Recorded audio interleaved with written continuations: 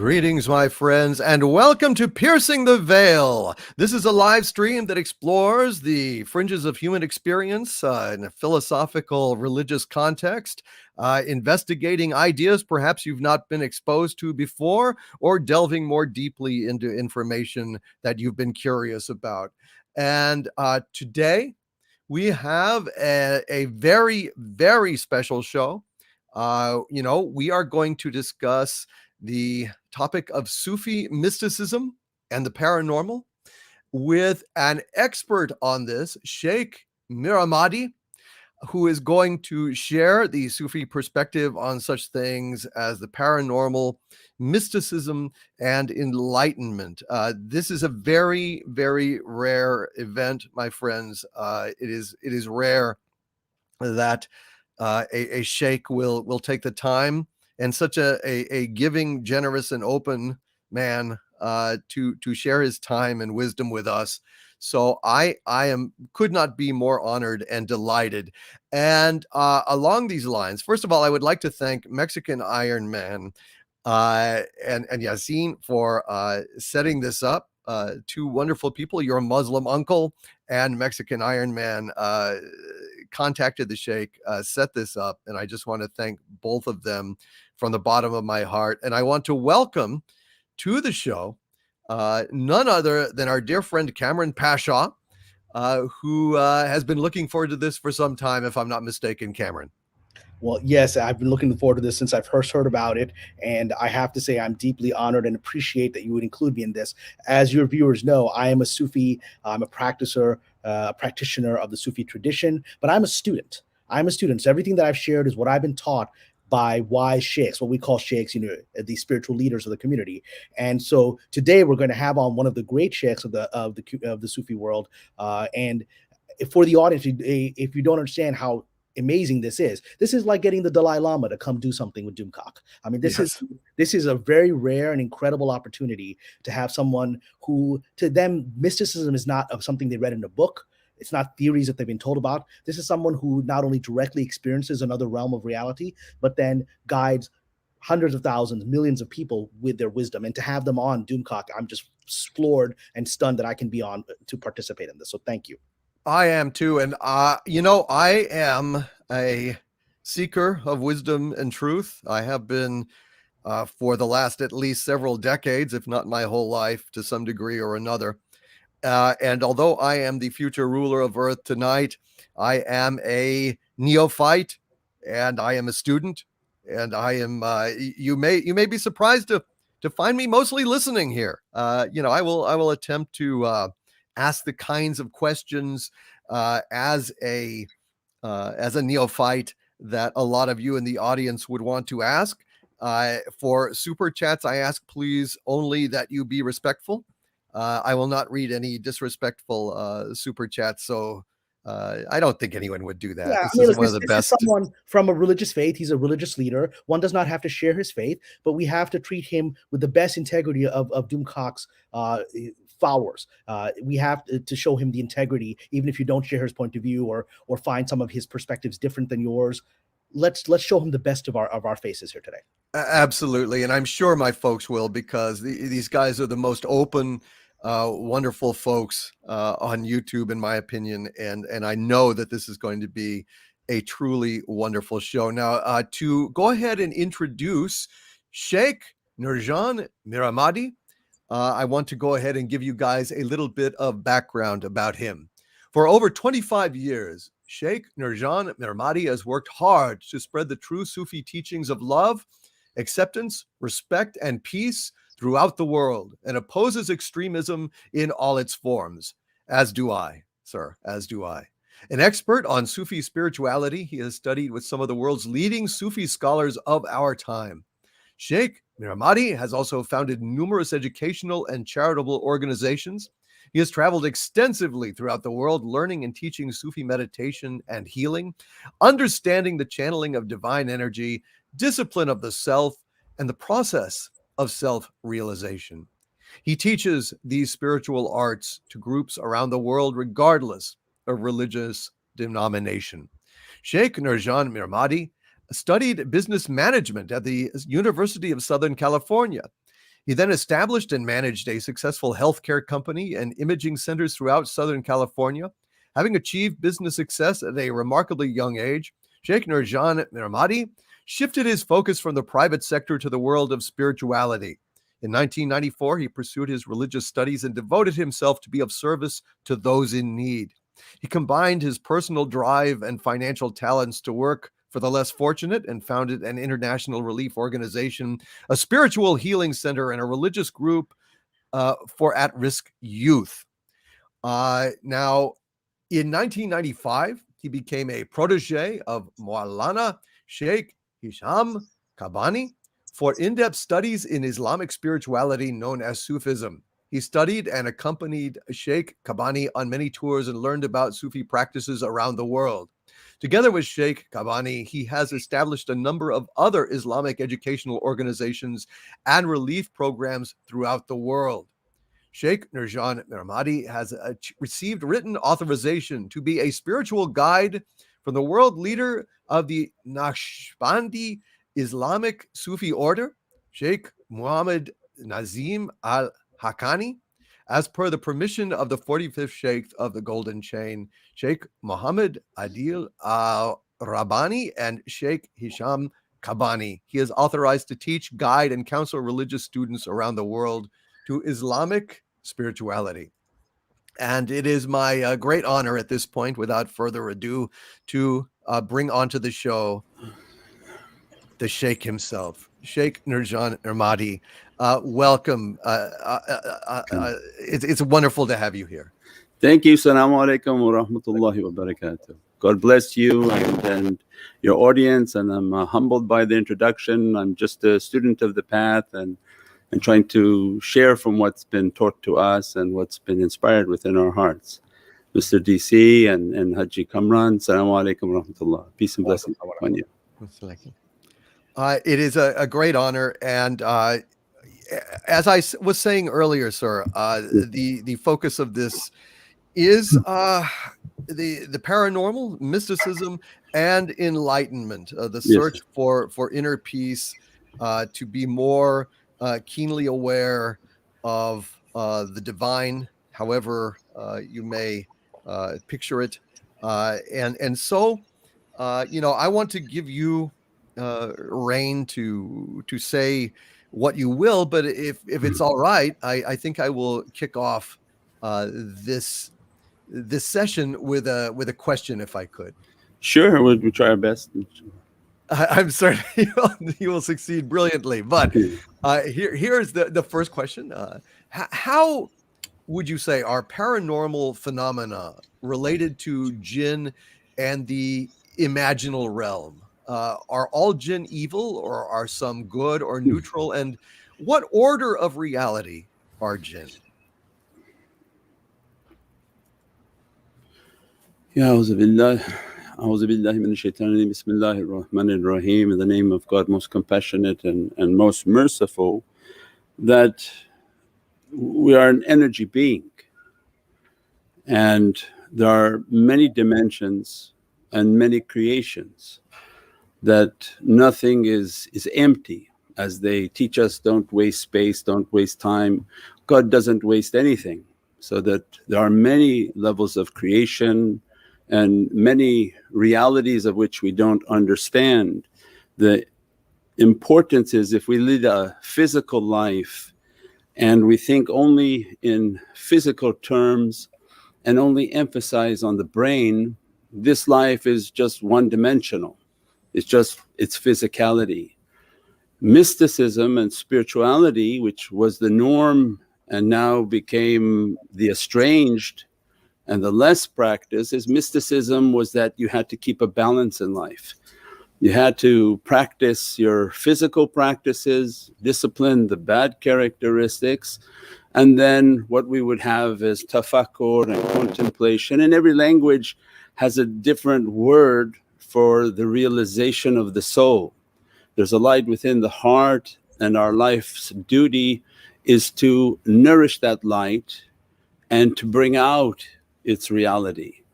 And God has given us all like a temporary existence on this earth, like a candle, And if we don't take care of that light, this world by its nature is to blow out that light. And our reality of why we've been sent on this to earth for a physical experience, that we are a spiritual being sent for a physical experience.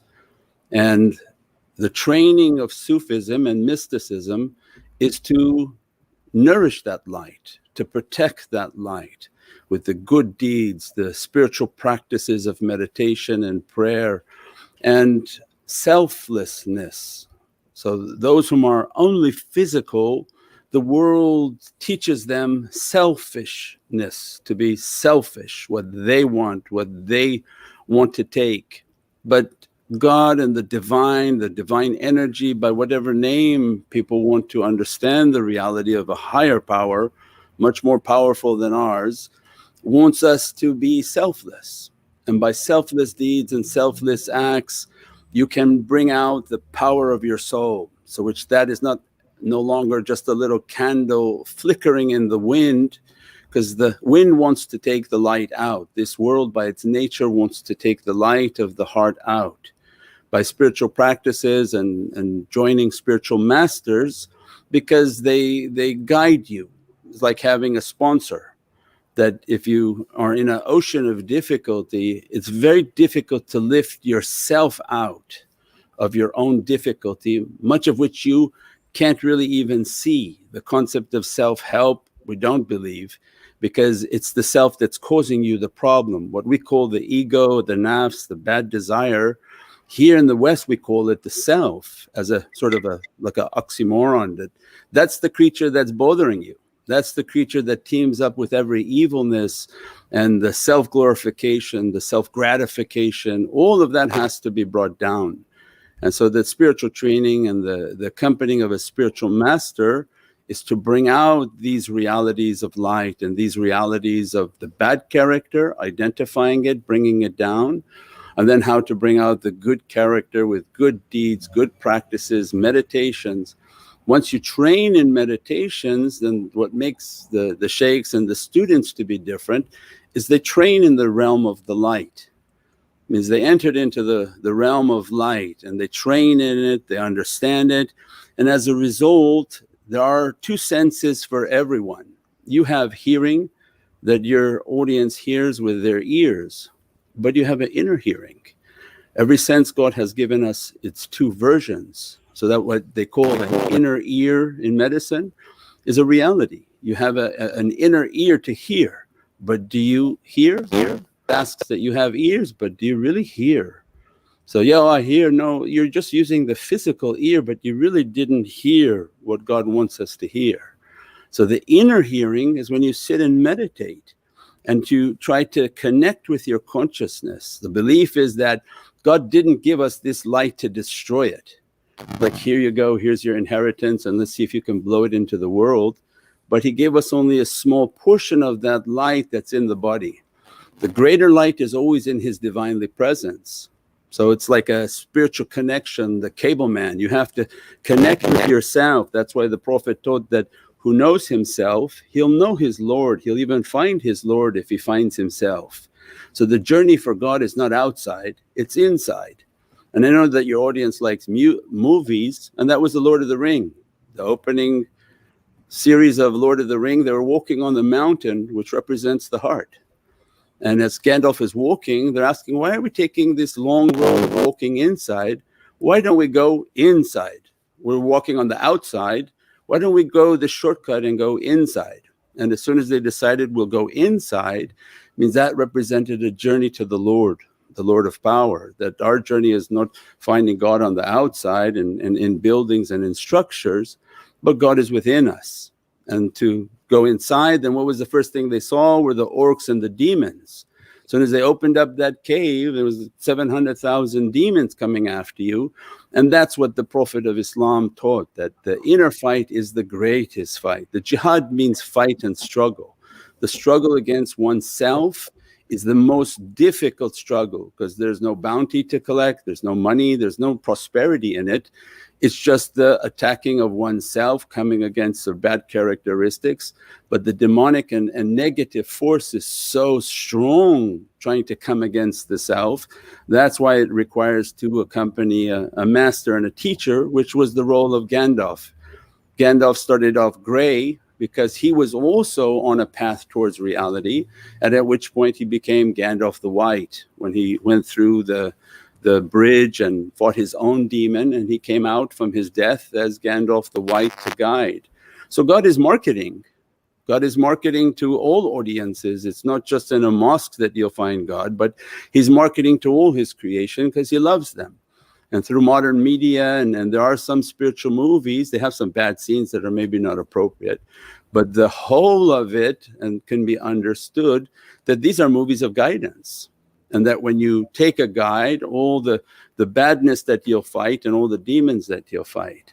And one of those understandings in the realm of light are the unseen, which are not unseen for those whom operate with their heart, they're very much seen. And what the Western world doesn't know too much about, but what Islam brought, a deep ocean of realities, were the jinn and the unseen creations of God. And they are created from the oceans of energy, like electricity. So for every one of us that God has created, He's created 10 of their creation. So they're very numerous in number, and they explain a lot of what can't be understood in the West. When they talk about aliens and they talk about encounters and they talk about abductions, for us those are jinn. Those are the jinn in your home that are abducting you every day, because they're in the home, they're in the home environment. They're a manifestation, they come through energy. When you turn on the TV, the energy that comes through them is them. When you listen to music, the energy that's coming through the sound is them. When you have high-speed internet, because they're an electrical being, they are facilitating their movement through all of these components and all this that we sort of help to bring into existence by their inspirations. We said that the timeline of mankind, of horse and buggy, didn't really move until the advent of electricity. That's when they really wanted to put their world into this human world. And as a result, the height of shot up. We went all the way to the moon within 60, 70 years. So it means their whole movement and understanding is through that electricity. So when we study energy, when we study sound, we understand the sounds that are vibrating.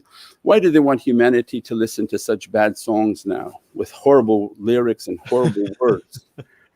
Because to resonate at a low frequency so they can become possessed. So if we don't understand energy and frequencies, that's what's happening. So spiritual masters all knew that when you resonate at a high frequency, you actually destroy those lower beings, because your resonance is so high, your zikr, your chantings, your mantras, your breathing practices are so strong. When the lower sort of demonic and evilness come towards your being to occupy you and to sort of live within the human being, the higher frequency actually hits them out. And that vibration shatters it. And God says in Qur'an that, say to the truth, when the truth comes, falsehood is perishing. And falsehood by its nature is always perishing. I mean, that which is false, it can't stay within the face of the truth. And the truth is a light, is a purified light, a holy light, a sanctified soul with its spiritual practices. So that becomes the spiritual warrior. That the one whom builds their light and builds their frequency, builds their chanting, why are they warriors against all these demonic forces? So then look at what is happening to society and to children now. The games, the videos, all of these are a bombardment to lower the frequency. When you lower the frequency of humanity, they become possessed, because the negative energies that are coming into them and overtaking them. And it doesn't take much for an energy being to overtake a physical person that has no ability to understand or to have any spiritual practices. For us, we're like a television for them. They merely just touch your being, and they can cast images into the head, into the heart. So imagine them coming into your physicality, then yes, it would be a horrific thing. And this is what possession and sickness. So much of the culture doesn't understand this, and they used to. You know, the concept of genius, when we use the word genius, was from genies. You had an abundance of a genie or a jinni surrounding, so that you had abundant flow of knowledges, because their knowledges are far superior to the human knowledge, unless it's a knowledge given by the people of the book in which they study the book, and God gives them more powerful knowledge than the jinn knowledge. But even the term genius is from the jinn.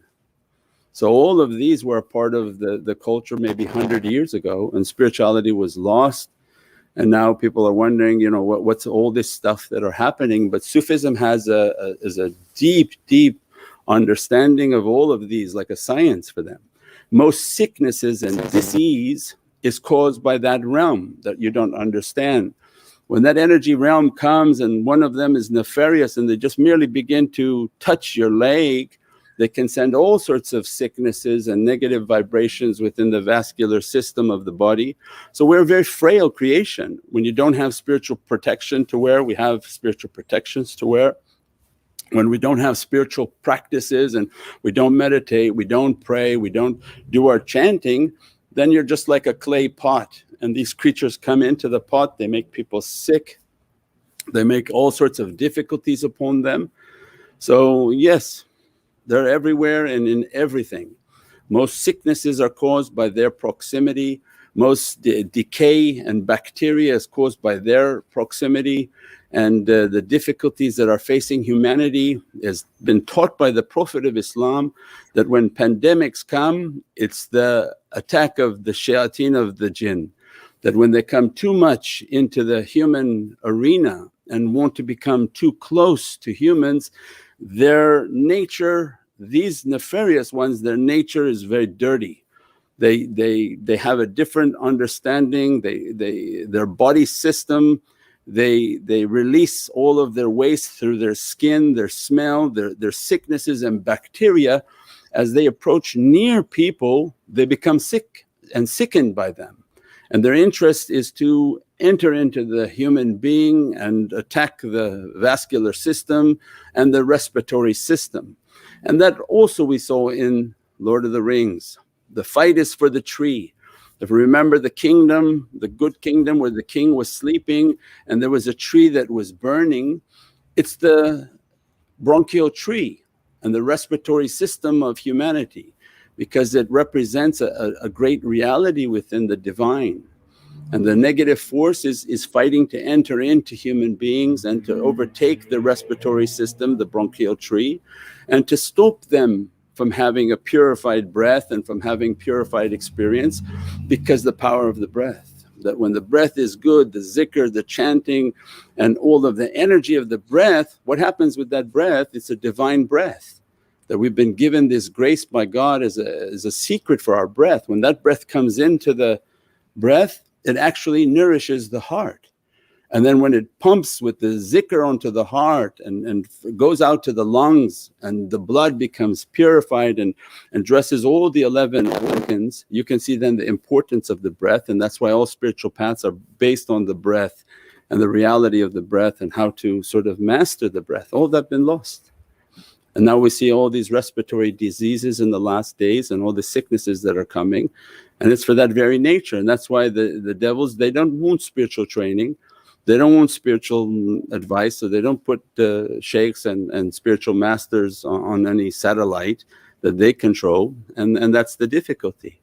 So that this realm of the jinn, they want to occupy the earth and all of its humanity, and they want them to be enslaved by that reality. But there are soldiers of light, and the kingdom of God is coming, and it's just a matter of people to prepare. Thy kingdom come, thy will be done on earth as it is in heaven. God's kingdom is coming onto earth, and it's not a tailgate party. It's a kingdom, yeah, it's a kingdom based on goodness, righteous acts, cleanliness, piety and modesty and everything that we do. So that's the preparation. We can't do all these bad things and say, okay, I'm with God's kingdom. No, God's kingdom is very clean. Whatever you can think of the most purest reality is above that, beyond our even understanding. So in the Lord's Prayer, when we say the kingdom of God is coming, that means that we have to live a life as if God's kingdom is on earth. We pray, we fast, we do all of these practices. One, to make sure that God is happy with us, and the side benefit is that you'll be protected from all of these sicknesses and difficulties and all of these negative energies that also are trying to make the kingdom on earth. Long answer, huh? Well, it was a very, very thorough answer, which is exactly what we hope for and wish for. So you were saying that raising our vibrations through breath and other practices Sure. helps to defend against this sort of thing and negate it. So, do you maintain then, or does the tradition teach that all of these sightings and things like Bigfoot and the Loch Ness monster and things like that are all Jinn from the imaginal realm, or are there actual aliens out there across the cosmos, or and I guess that things like poltergeists and stuff are definitely Jinn in the Sufi tradition. Is this correct? Definitely. I think that the concept of the word alien just means something not foreign to you. Mm-hmm. So that could be foreign to many, and to many Muslims it's very known. So it's not an alien encounter, it's a jinn encounter. The jinn and spiritual beings, they reside where you reside. They have homes and kingdoms on this earth in a different realm. It's what you call interdimensional. So they can have a home where you build your home and you didn't ask permission to build in their area. So while they're living in their home, you think it's your home and they're intersecting with you. Now the very religious ones, they don't deal with people because that's their covenant to God. They swore their allegiance to God, not to bother the human race. But like even humans, you may go to a house of worship and there be somebody next to you, but very nefarious, although he's in the house of worship. So those, what we have different layers or understanding of names of a mukhlis, someone who's very sincere and their deeds and their actions match their piety and their submission to God. You have within their world also believing and unbelieving and very pious and very nefarious, very bad character beings. The most of what you hear about in the news and in popular culture are the bad ones that are in the homes of people. They molest the people, they touch the people, they want to sleep with the people, and that's why they're having all these different types of experiences. So when we watch these videos and say, oh, I've been taken up to a ship, that's their life. They're in your home, they didn't take you anywhere, they're just playing with you all night long in your room. Because you don't wash before you sleep, you don't have your spiritual protections, and that's their environment too. So that's why a lot of what came and the realities that came with Islam and the teachings of the Prophet, Holy Prophet, peace and blessings be upon him, covered all of those. So it's not something foreign to our religion. We know which surahs to recite when we think we're having problems with them and they're located in the same place and they're not acting properly. When we call the call to prayer, when we call it out loud, that's also supposed to cleanse that environment. So our life is a life to understand and coexist with these different creatures, to scare away the bad ones and to call upon and inspire the good ones whom are pious and who pray and who want a home in which praise. So that's why a lot of the Sufi traditions, the chantings, the zikrs, all of these practices, it encourages very pious spiritual beings to live amongst us. And as a result of their living amongst us, many of the bad ones will run away because of their presence. But they require the home to be clean, the character of people to be clean, that the praying to be taking part into the home, certain creatures to sort of be away from that area. So there's all these different understandings and teachings. That's why I said it's like a science for us. It's not something that we have to guess.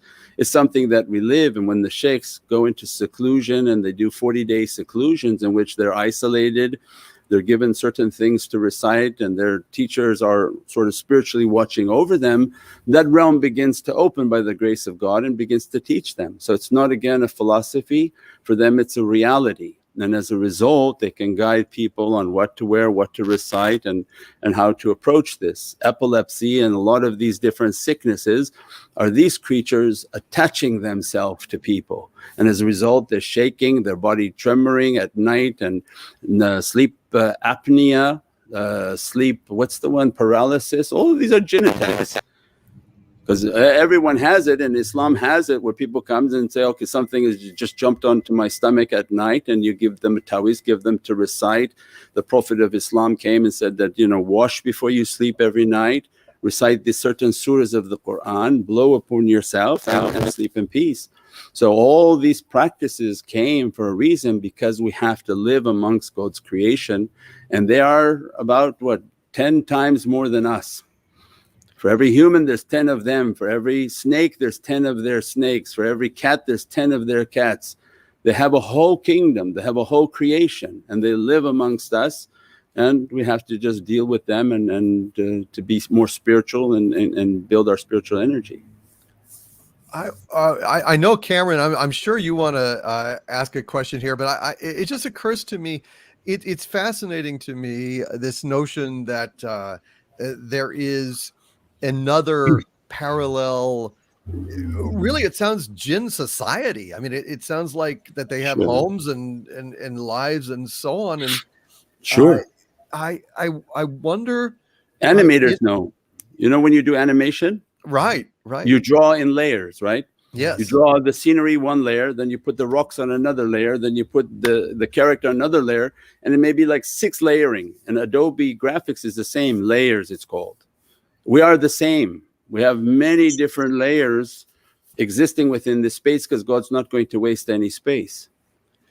Then they come into our realm, if you will, and can impact us. Do we ever peer into their realm? Yes, if they take you. If they take you there. Yeah, if they grab and take you into their realm. That's why there's also many teachings where people have been abducted and taken, right, and they've been taken into their realm. If one of them falls in love with a particular person, then takes them into their realm, and then that's why we have all these rules. You don't sleep naked, because they come in touch, they want to procreate, they want to grab. If they fall in love with someone, they want to take them into their realm. So there's many of these different sort of understandings. So definitely they're much more spiritually powerful, so they move between these different realms. Their technologies are far superior. Their lifespan is different than ours. Their lifespans are from 1,015 to 3,000 years.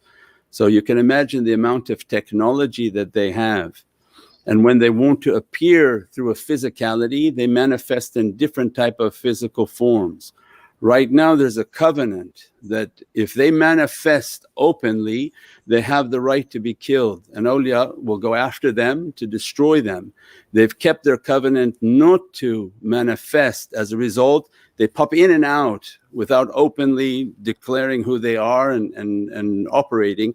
As a result of that, they don't die. They be brought down and they remanifest, and their lifespans are very long lifespans, and their nature is fiery nature. They're not stable beings. As a result, their nations are always at war, and people are getting caught between their wars and their characteristics. They can be burned accidentally by actions that you do at your home. So different things that you may do could burn one of their creatures, one of their children, and they'll take a lifelong war with the person. And as a result, that person may think they have lifelong misfortune coming to them. Well, because that creature's life is 1,500 years, so it would pass generationally towards a family. So yes, we have to understand that we coexist with them, and what's our duties and what's our protection and our understanding.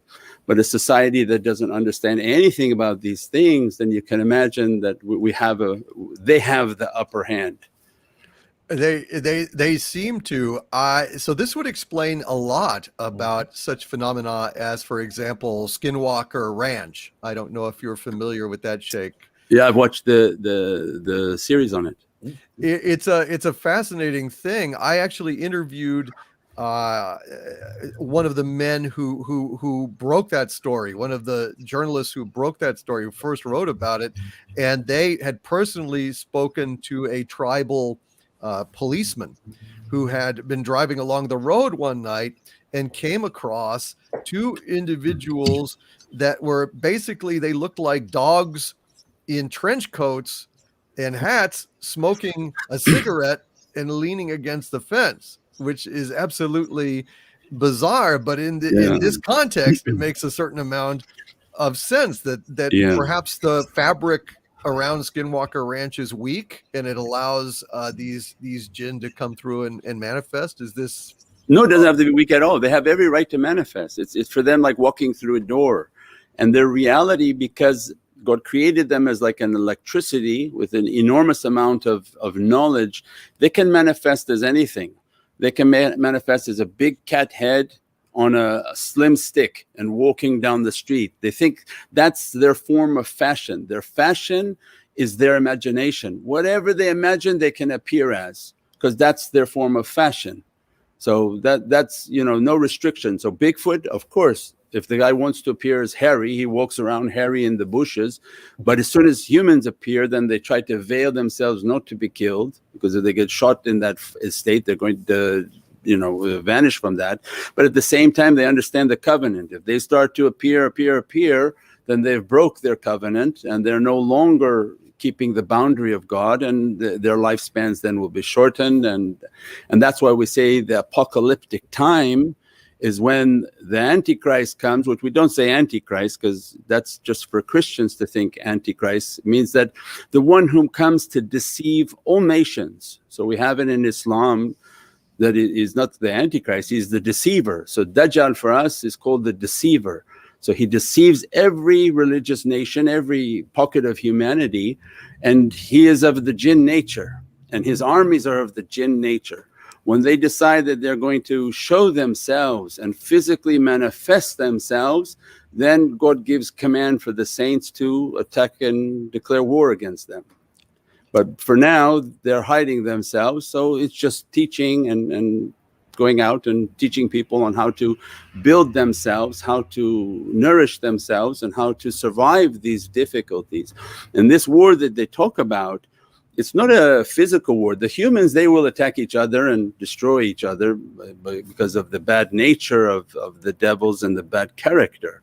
But what was important in the Lord of the Rings, this battle that's coming is from the unseen power. So when the humans were frail, what did they do? They went and asked for the allegiance of the king of the dead, and called them to come to be of service.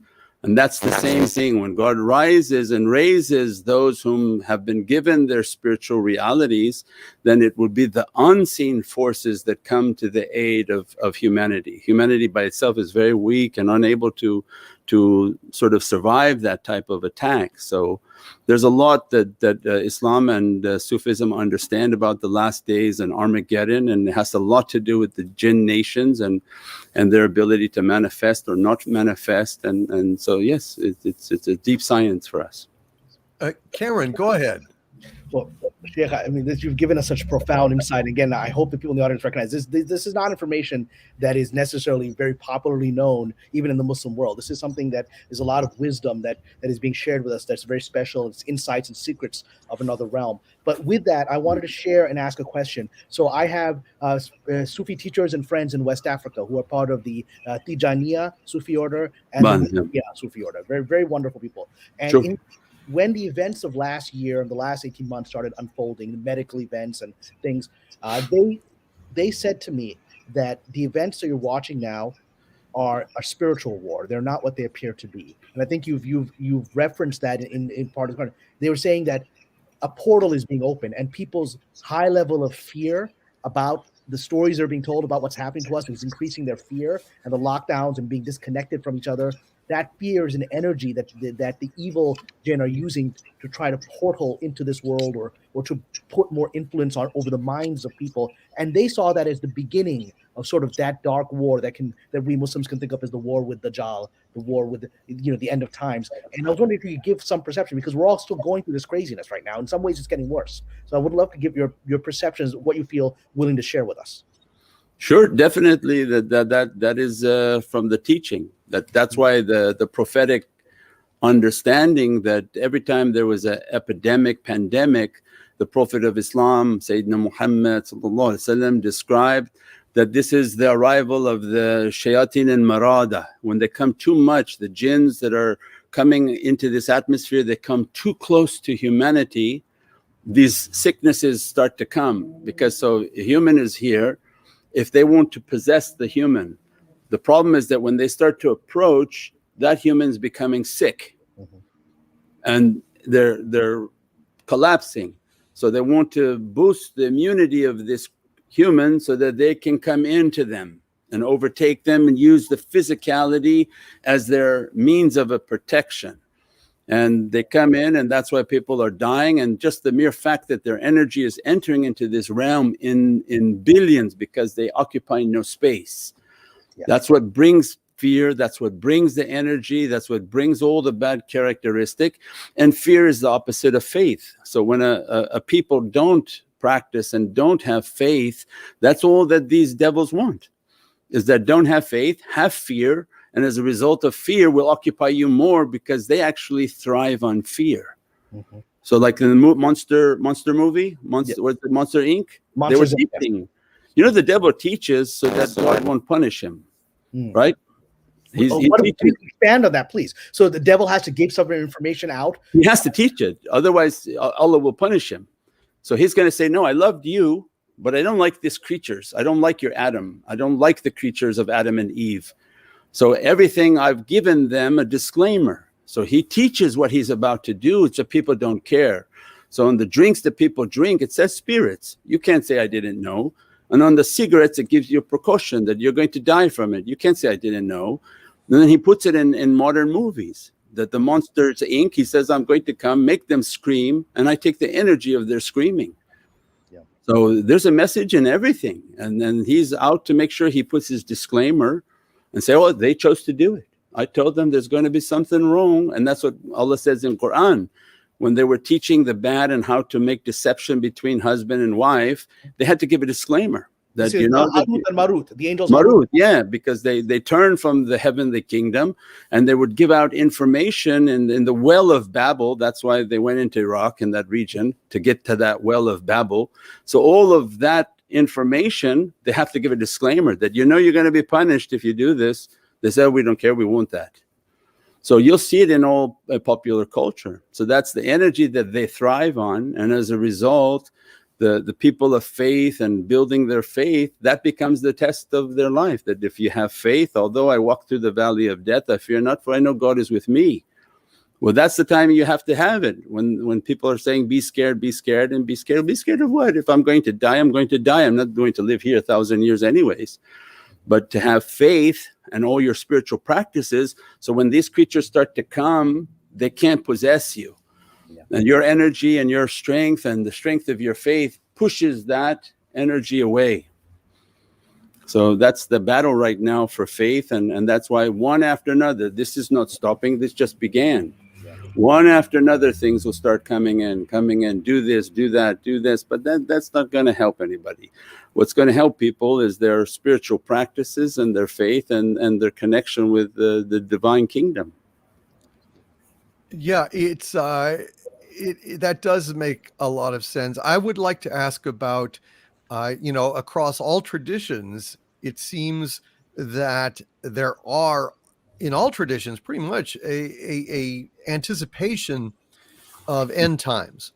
Sure. In the Vedantist tradition, the Hindus, speak of the Kali Yuga. The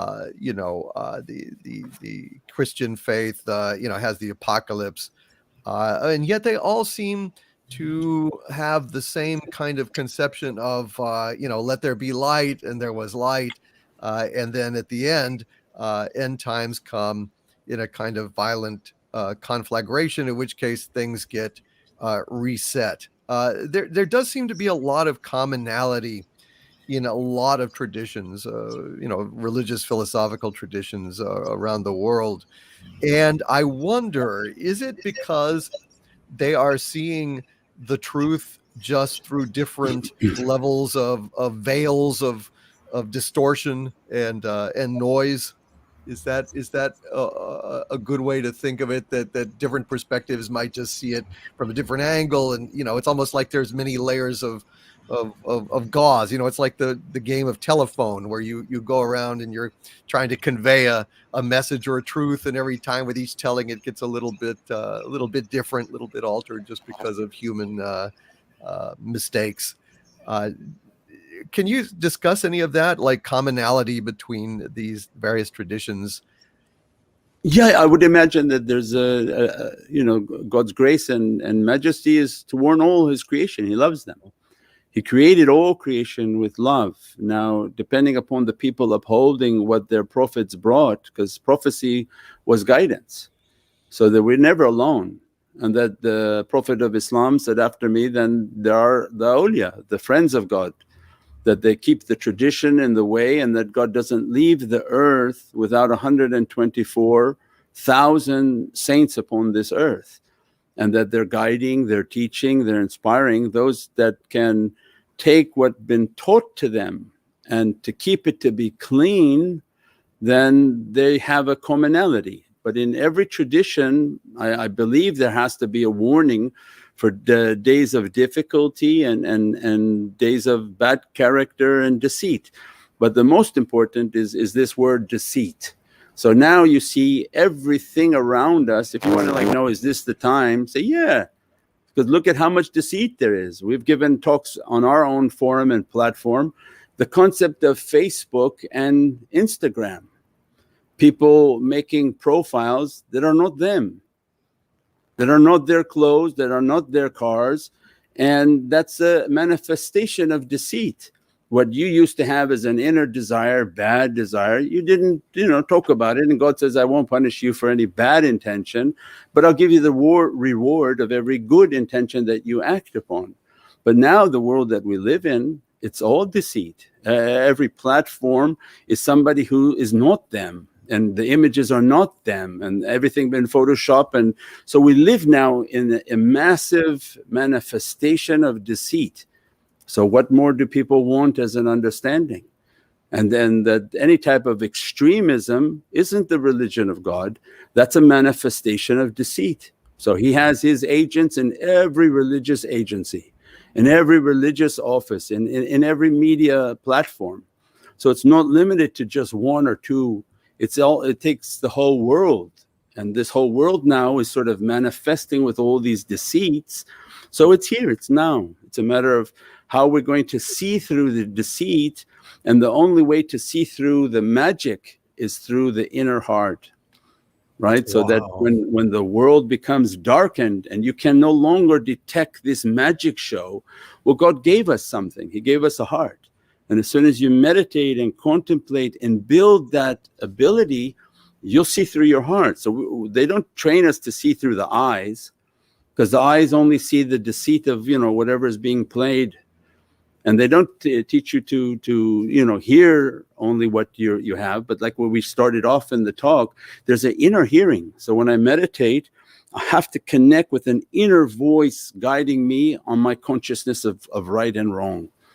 And I have an inner sight. But if I use only my outer sight all day long, just look, why does He want these people to have so many tens of thousands of images on TikTok coming to their eyes? Well, because the eyes are the window to the soul. If you're trying to meditate and all day long seeing these very, very negative images from the eyes, and you're trying to meditate and keep your heart clean, it can never be clean, because the eyes are distorting, and the heart is like a hard drive. So everything the eyes are bringing in, it's the devil wants to crash the hard drive. So he has an intention for everything that he's doing, negativity, whatever people want to call these negative beings or negative energies. They just want to crash the hard drive and people not to achieve the light that they have to achieve. But when somebody begins to meditate and contemplate and clean their heart, they can begin to see through their heart, and they see what needs to be seen, and they'll have the clarity through difficult and dark times. They'll have clarity through their heart, and they'll be able to hear. Although all the lies and deceit that you're hearing everywhere, they'll hear with an inner hearing of their consciousness, all of their sort of controls. So there is a spiritual station being broadcasted from the heavens, but do we have the ears to hear it and the eyes to see it? And if not, we need to get there. No, that's fascinating because you know, Twitter, for example, Twitter is a terrible, terrible place. It is like a very toxic, negative place filled with hatred and darkness. I mean, there is some goodness. I mean, I've got wonderful friends.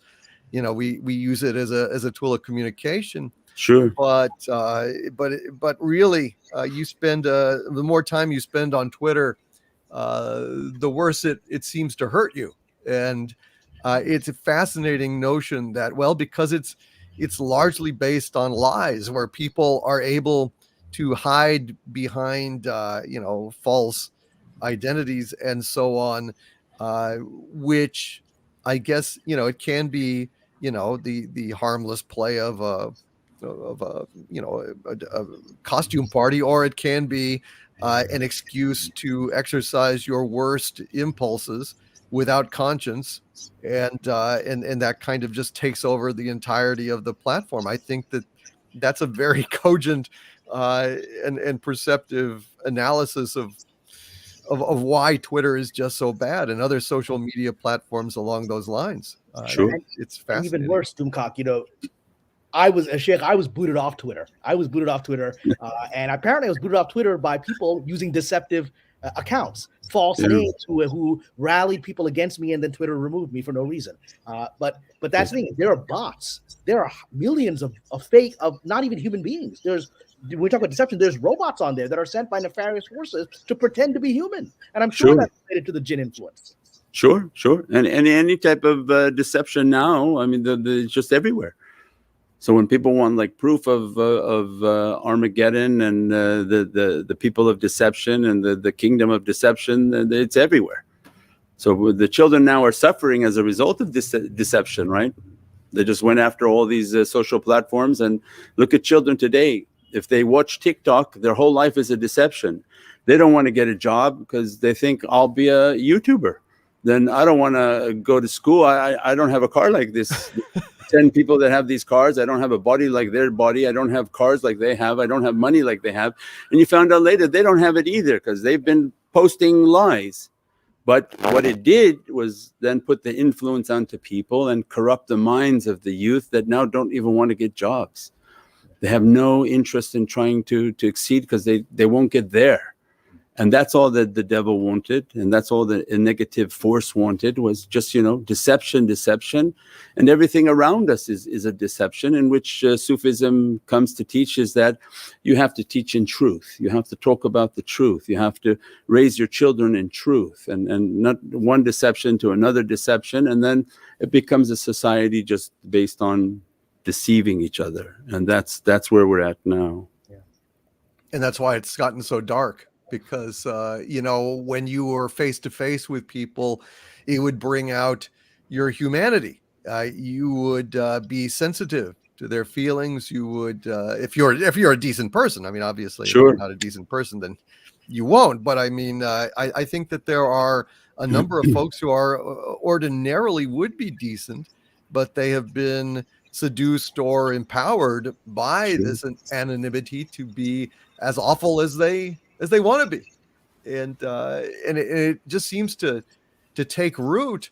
And I don't know, in these times, I don't know if it is the COVID situation, being you know, isolated for vast amounts of time, or if it's a result of this fictional increasingly fictional life that people are living, where conscience is no longer a factor. But you get out on the roads and drive around, and you're taking your life in your hands, because people are driving like crazy people, with great hostility, aggression, and no compassion for the poor soul who's just trying to get into the other lane. It's like worse than it ever has been, in my opinion. I've been on the roads for a long time, and I don't like it, but these are terrible times, really terrible times. And I think before we conclude this, I would definitely like to try and find some messages of encouragement for folks who are, increasingly feeling how bad things are right now. Definitely, I think the encouragement is the coming out and talking tonight, that you're not alone, and people are not alone, and God is giving us an opportunity is to build the light. So on one side, you say the COVID was bad. From another side, it was an awakening. To go into your room for 30 days and 40 days is, by the grace of God, a gift. Either you're going to go to your grave at 100 miles an hour and just, you die in a state of heedlessness, or God slows you down and says, look, what is your life all about? This company that you're loyal to, are you really, that's going to be your whole life? And when they slow down and don't have money, they fire you. So there has to be a greater purpose to my existence, and I'm going to meditate. I'm going to sort of read things and try to find some inner peace and virtue and how to build my soul. So yes, that's why then many people came towards spiritual paths. We had no slowdown during COVID. We actually were much more busier. All of our online platforms were super busy. And that's when we know it's by the grace of God. When we have this, it's like a ship for Noah's ship. When there's no flood, you don't think to come to us, and you don't think to take a spiritual path, because everything's just fantastic. But when it begins to rain, he was like, let's find these people who have a ship and some sort of safety, some sort of a self-confidence and a confidence in what they're teaching, and that's a light during a very dark time. So I think it's an opening for spiritual paths and for people to come towards spiritual paths, that you have to do something. You have to have a balanced life in which you take care of your soul, your heart, and then your physicality. It all falls into place. But to live a physical life completely, that's for people who are now in a state of panic with all the difficulties and all of the hardship that's being faced. So I think it is a great spiritual awakening as a result of all of these difficulties that have come upon the earth. And those that passed away, then God reward them and give them the paradises and take away difficulties for them. So nothing is wasted in God's way. Those whom passed away, there's not a waste for them. It's a gift towards the heavens. So everybody has to go. So that can't be the thing to fear. It's just how we're going to live our life on this earth, to build our spiritual ability and our spiritual understandings by the grace of God, inshallah. That's a very wonderful message. Kamran, you look maybe like you have another question? Well, I have infinite questions. I know. I would like to share with the Sheikh a little bit of my own journey, and perhaps get his comment. You may have heard from our friend Yassine. I'm a Muslim filmmaker in Hollywood. Sure. I've been there 20 years, and I've had some success, alhamdulillah, but I've had many obstacles. I smiled when you told some of the stories, like the story of the Quran of the well of Babylon, with how Marut were trapped after they taught human beings magic. I have been writing a script about that, and people in Hollywood are like, I don't think there's a market for that. I'm like, no, I think there's a big market for that. I think you just don't want that story out there. yeah.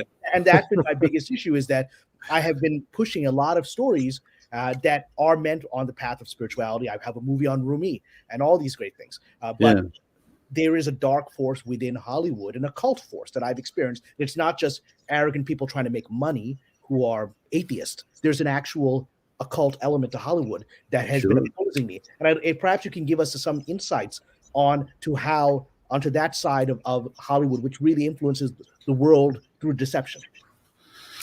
Yeah, as we say, within the kingdom of God, there's 124,000 saints on this earth. Mm-hmm. And from those saints, there's 313 that have permission to speak. then this whole kingdom of spirituality, it has its arch nemesis. So Shaitan has also his kingdom. He has those whom he has installed with power and authority, and they occupy very high places. And remember, they're jinn, they're spiritual beings, so they enter into anyone's body, they occupy that person, they give dictates through their lips and through their ears and eyes. It's not something difficult for them, so they have their authority, and they don't allow anyone that's not from their kingdom onto their platforms, as we don't allow, you know, a satanic and a satanist to come and sit and talk to our audience. It's just not going to happen. So they're, you know, they're there. When you acknowledge that they're, then, you know, by the grace of God, he'll open certain doors of people who are not like that, and then these messages can get out and these understandings can get out. But definitely they have a very tight grip on their kingdom, and they occupy all of the sight and sound that they want to propagate, right? They want to propagate the song, so they choose who these people are who are going to sing, and they make sure that's like a, what would you call, like a gospel for them. They want those words out to contaminate the ears of the youth and to adults and people. So those are very high positions. They're not something random, and they want to control the, you know, the hearts and minds of people. So that those are very strong positions that the Shaitan has guarded, and the people who he has in place.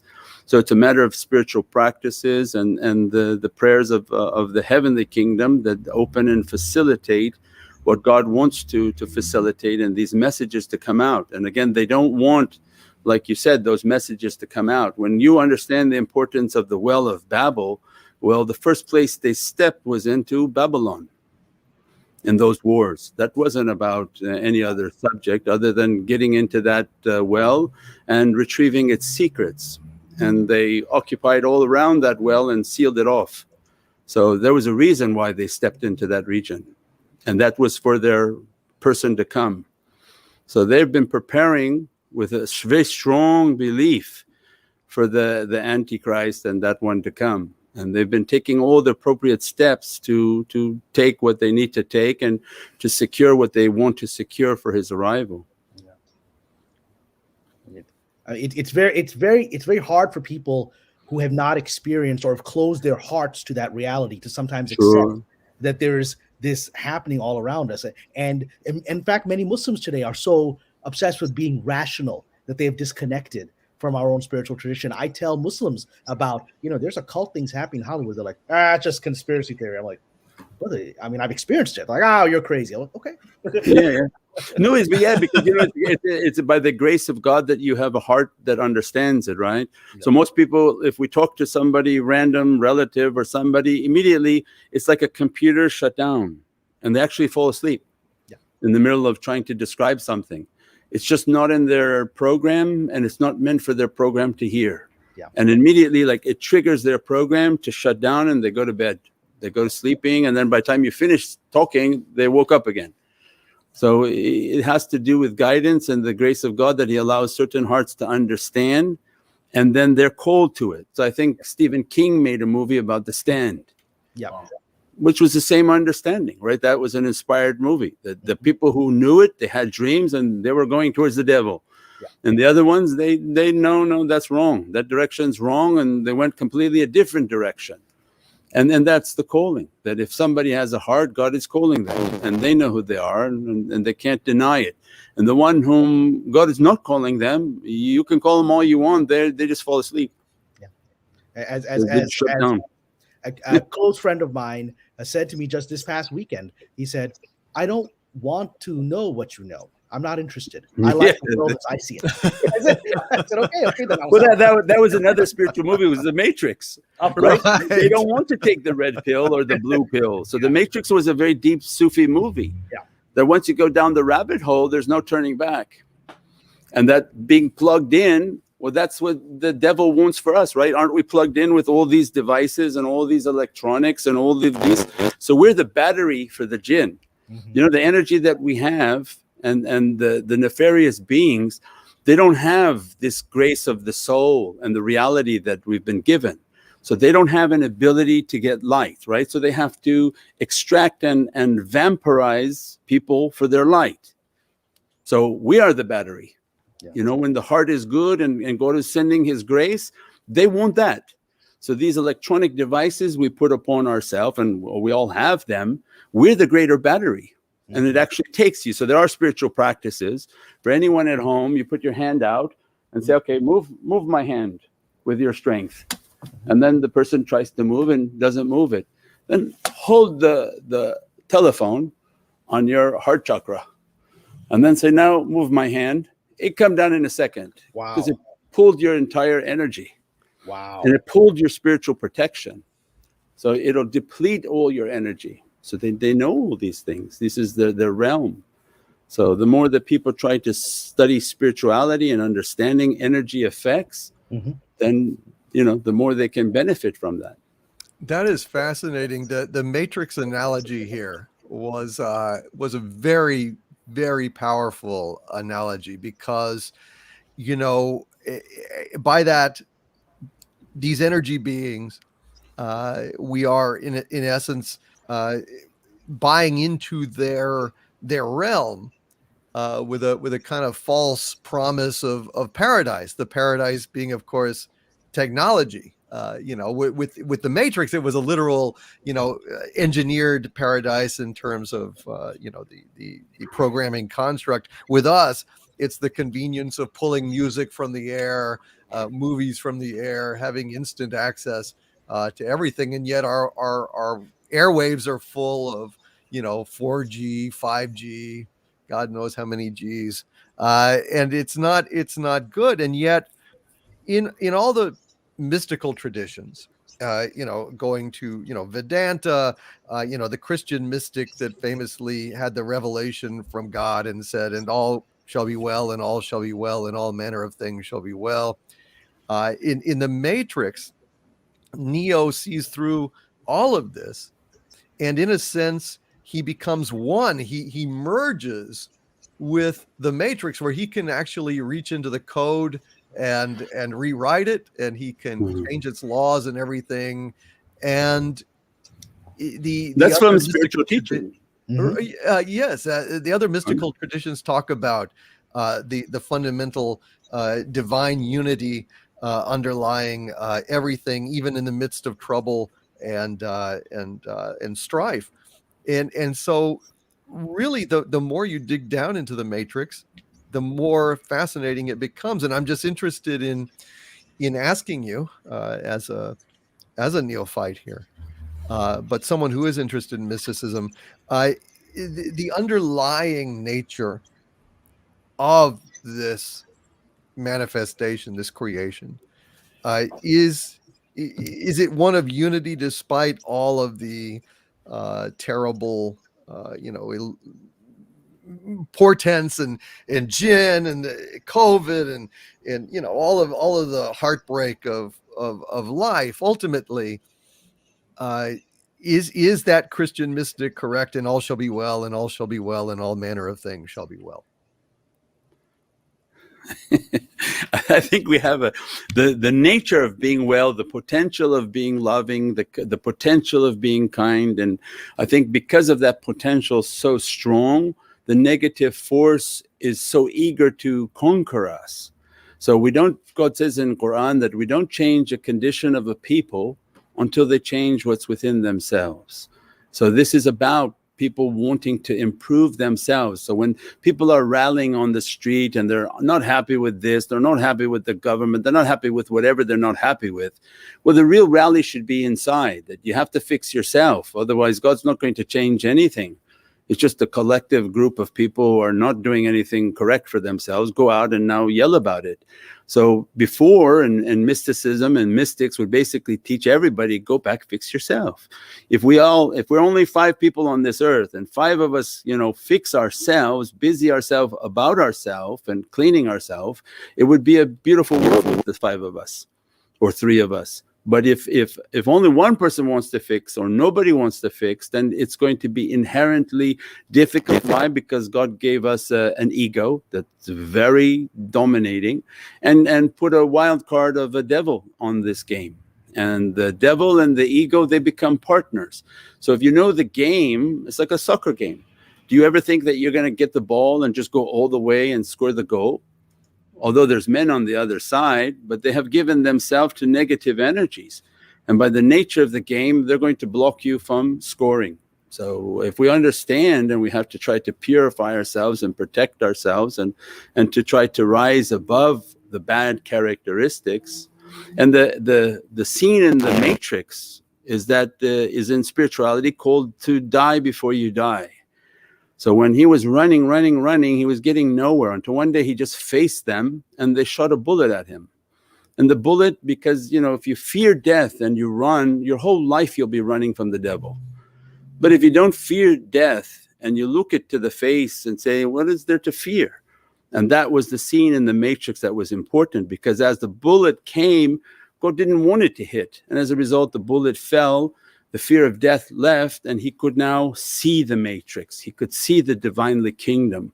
And the reason that it was in 01 is because the divinely kingdom has a lot to do with the understanding of the numeric realm, the angelic realm, and the binary code of on and off, that we're on and we distance ourselves from God. But when God is on and you take a life in which to be off, then you can experience that oneness and the greatness of the divine power. Fascinating. I know, Kamran, you wished to actually convey something to Sheikh Miramadi. I would like to go ahead and give you the opportunity to do that about your formal ritual. And then I would like to, if that's okay with you, Sheikh, Sure. go to some of the super chats here to allow folks to ask their questions as well. Sure. Haj Kamran, are we doing the bayat, the initiation? Karen, Your mic is off. You muted yourself. I muted myself, so I didn't want to interrupt the Sheikh. I apologize. Oh yes, no, that's first of all, yes, my intention tonight, because I've been very interested in the Naqshbandi order in particular, and I wanted to tell the chat what we're going to do with your permission. Sure, go right ahead. So the Naqshbandi order, of which Sheikh Nurjan is a major teacher, is one of the great ancient Sufi spiritual orders. I've been attracted to it for many years. It has such profound wisdom, and his great teacher in the lineage, Sheikh Nazim, may God rest his soul, was one of the great saints of the past century in the Islamic community. And so what I'd like to do, and for all those who don't know exactly what's about to happen, I'm going to, with the Sheikh's permission, I'm going to do what is called the bayat, which is the oath of allegiance, which would allow me to be considered a student, a member of the Naqshbandi community. I have participated in other Sufi traditions as well, but I feel a very profound connection to this one in particular.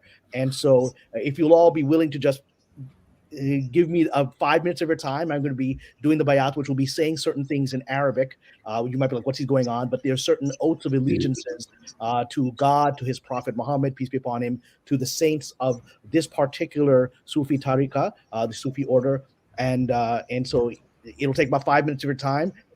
Please stick, even if you don't know what's going on, please share with me that I'm offering my heart here in a spiritual allegiance with our teacher here. So, and then after that, we'll jump into super chats, and I'm sure there will be people who have deep questions for the Sheikh. So, I have the Arabic in front of me, but I'm new to this particular tariqah's approach, so I'm going to rely on you, Sheikh, to guide me. Sure. Inshallah. A'udhu billahi minash shaitanir rajim. Bismillahir rahmanir rahim. إن الذين يبينونك إنما يبينون الله ويد الله فوق أيديهم فمن نقض فإنما يغوث على النفس ومن أوفى بما أهد عليه الله فسيؤتى أجرا عظيما رضيت بالله ربا وإسلام دينا وبسيدنا ونبينا محمد صلى الله عليه وسلم رسول والنبي وبقرآن كتابا والله من نقول وكيل والحمد لله رب العالمين وقبلنا بسيدنا سلطان أولياء مع شيخ محمد نازم حقاني شيخنا ومرشدنا ومولانا الشيخ محمد عادل شيخنا ومرشدنا, and under the blessings of Maulana Sheikh Hisham Kabani, Sheikh Adnan Kabani, Wallahumma naqulu wakil, Allahu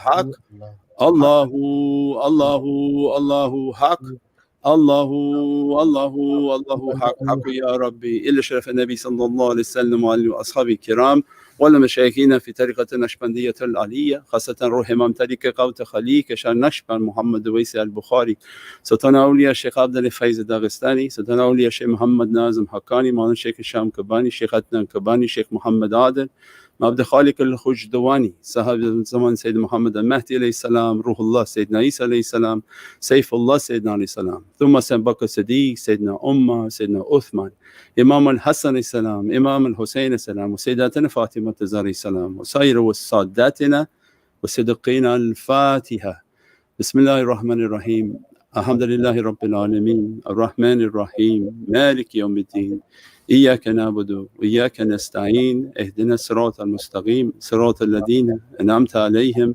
غير المغضوب عليهم ولا الضالين آمين يا رب العالمين Amen. Hajj Kamran, Allah bless you and dress you, inshallah.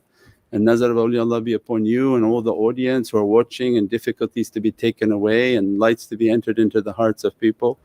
And our beloved DC, inshallah, God grace be upon you always, and to dress you with these lights and these blessings. If I said anything wrong, God forgive me, and God bless your audience. Thank you, Sheikh, and thank you for the honor of allowing me to join this incredibly powerful order of the Naqshbandi. I hope that I can be of service to the saints and the teachers of the tradition. Thank you, Hajj Kamran. Shall we see you soon in Los Angeles? Inshallah. You can help me fix Hollywood. But Sheikh, I hope we can stay for a few more minutes because there's some questions from you, from our audience, that I think will be very helpful. And I thank you for sharing that beautiful moment with all of us here. Thank you. Kamran is a deeply fascinating friend of mine. Actually, I think of him as a brother. We are very, very similar in so many ways. You wouldn't. I can't even believe it when we think about it. The more we talk, the more we realize that we are so very much alike. And I'm just so happy to see this, and very, very honored. Thank you, Sheikh. Beautiful. Thank you, gentlemen, for the honor of inviting me tonight. You are very welcome, and I want to go ahead and bring in some of these folks here.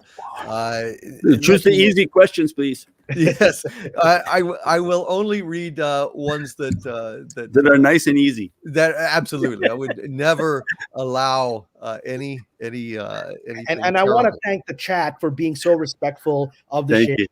You're also open. I know most of you are not part of this tradition, but the warmth and the welcomeness that I saw in the chat is really a blessing.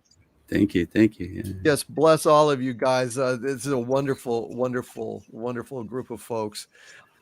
So let's see.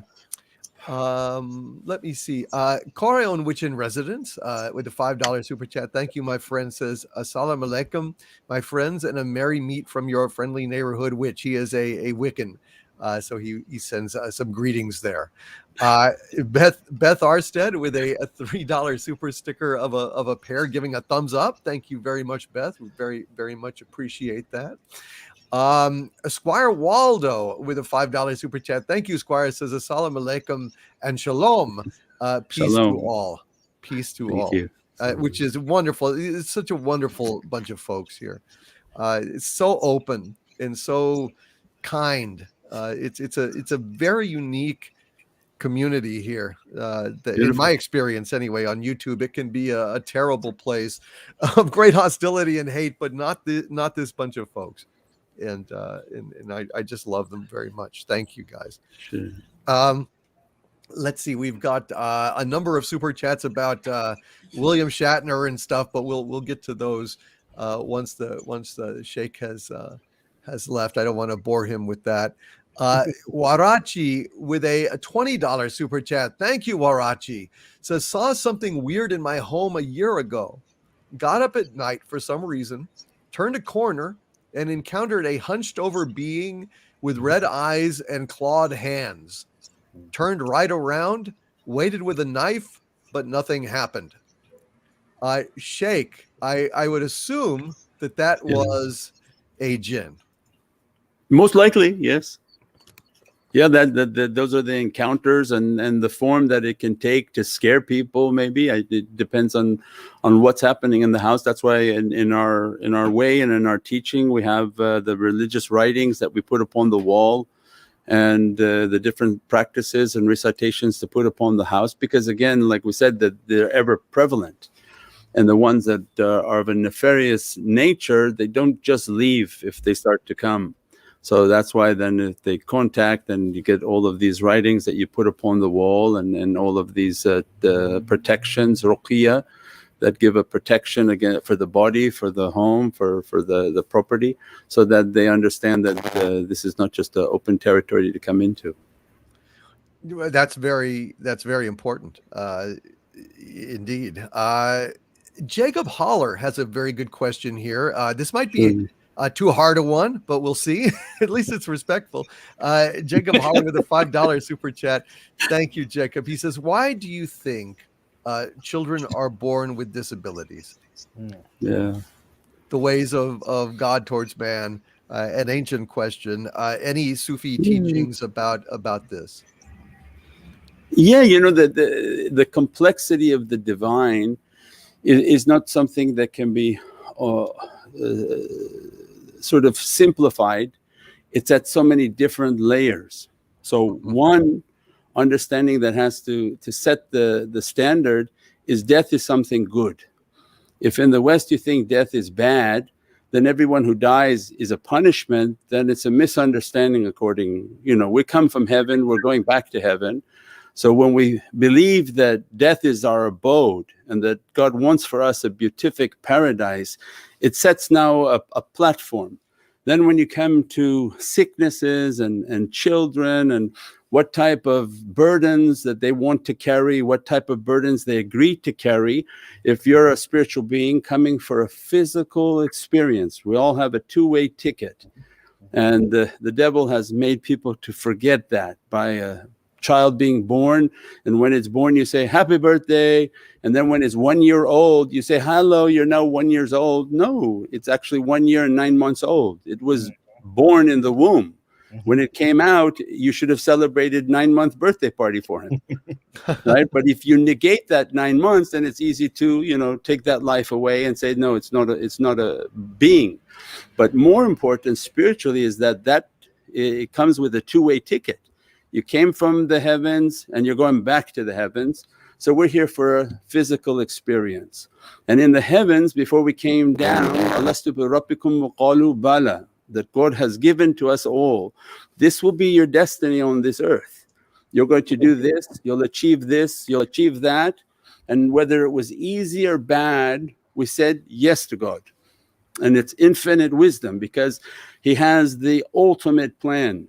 He knows that by coming to earth and having a sickness, having a handicapness, or having less money than other people, whatever it is, there's an immense wisdom. So these children that have like what you call a mongoloid syndrome, they have an immense secret. They're not just regular children. When given to families, those families are basically taking care of a saintly soul. So these sicknesses that you may deem them as handicaps or sicknesses or whatever it is, because in our physical mind we only see one thing, in God's infinite wisdom, that's a saintly soul. And it's come into that family to carry many burdens. Because if the ultimate understanding is that we're going to die and God wants for us a beatific paradise, not a beatific house in Malibu. That's a temporary life. He wanted us to have a beatific house in paradise. So when we come into this world, we come in saying, yes, whatever God has written for us, we try our best to fulfill that. And many people come and forget what they agreed to give God and what they agreed to serve God with. And that's, you know, that's its own wisdom. But when people are sick and have difficulties and hardships, God is cleaning in many different directions. And those people whom are sick, nothing is wasted in the way of God. They're achieving immense realities for their soul in paradise. So that is a very good answer. I wanted to let you know, Sheikh, yes. that we here at Xanadu will be making a donation, modest donation of $500 to your center. And Thank you, Sheikh. Absolutely. Thank you. God bless you. Thank you. My dear friend Mexican IronMan here Mr. we'll Ironman? be working with your director, your tech director, Sure. to see how we can get that to you. Thank you. Thank you. God bless. God bless. Thank you. And, Thank you. Mike, for all you do on behalf of our community. And MashaAllah. we love you, Mike. MashaAllah. Mike is a Sufi at heart. He truly is. Oh, definitely. He's been emailing, and he just showed me he had the book and the timeless reality. He had the timeless reality, so it's fantastic. There we go. There you go, Mike. There we go. And look, Yasin, I was so Muchas excited. gracias. Sheikh, did you say muchas gracias, Sheikh? Yeah. Yes, sí, sí. Los Muchas Angeles. gracias. I'm already well into the book, but I just noticed the other night, I almost died when I saw Yasin had it, and it was one of the signed copies. Beautiful, beautiful. So beautiful. I'm very blessed. Thank you very much. Thank you. This is amazing knowledge here that I've Thank been you. gaining. Thank you. So thank you. Thank you, sir. Thank you. So let me see. Let me get back. I think there were a few that came up just a couple of minutes ago while the Sheikh was talking. Awesome. Yeah. I will get to them. A few Google too with a $2 super chat. Thank you, sir. Says, are there different sources of evil or one source? Sheikh. It's interesting. Sure, I'm sure there would be many sources of evil. Not so just they one don't all spring from in the Sufi tradition, shaitan.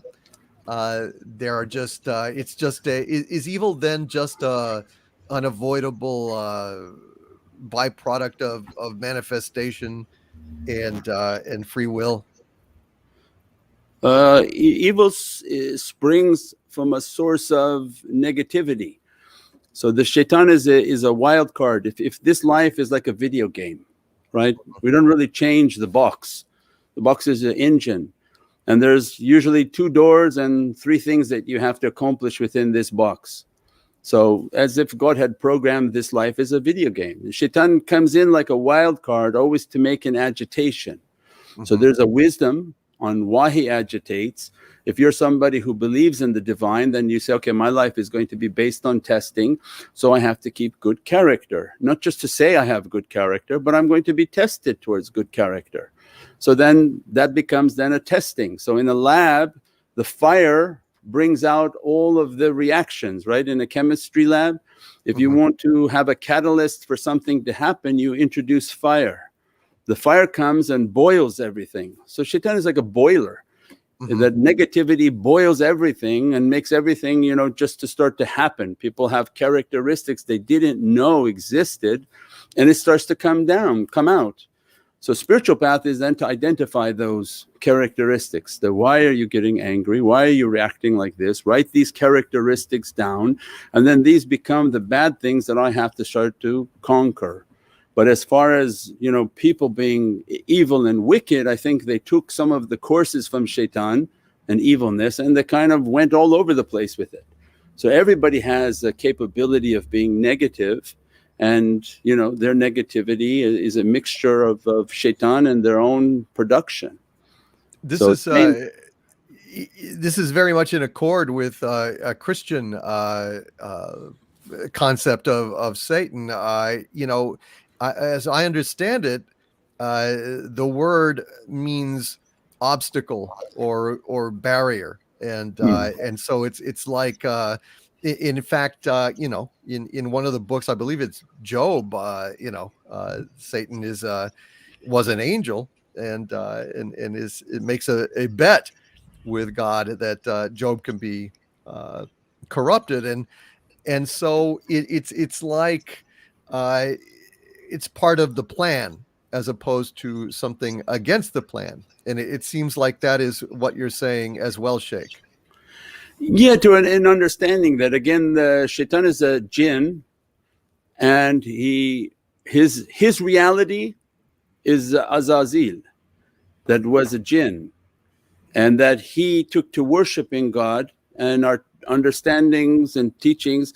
He didn't leave even one hand space where he didn't prostrate, and as a result of all his worshipness, he was raised and raised and raised and raised until he was raised to the height of being able to teach the angels. But he was never an angel, he was a jinn and is a jinn till today. And as a result, he was teaching the angels, and maybe a hidden arrogance and pride within his characteristic, and he thought he would be the deputy of God because he had rise to such amazing heights, he had prayed everywhere, prostrated everywhere.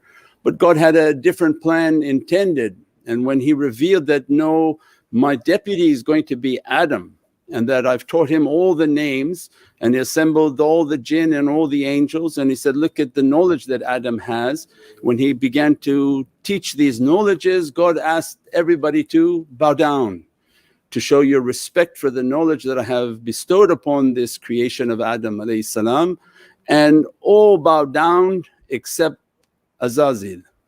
And when he did not bow down, God looked and said, bow down. He said, no, I'm not going to bow down. Then he says, you're cast out from this presence. And he wanted to show the angels that all his knowledge and all his worship, it didn't benefit him if when I told him to bow down he said no. Otherwise all the other times he was bowing down was for his own ego.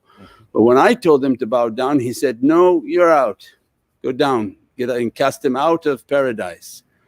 So that's the same testing, is that if we do what we do out of arrogance but not for God, our life is going to be tested. It's not a matter of what I say, it's about my deeds and my actions, and God is going to test me. So as a result, he threw him onto earth, and then this is his abode to now, because he got cast out because of Adam, he's not very friendly with the children of Adam either. And as a result, he's after them.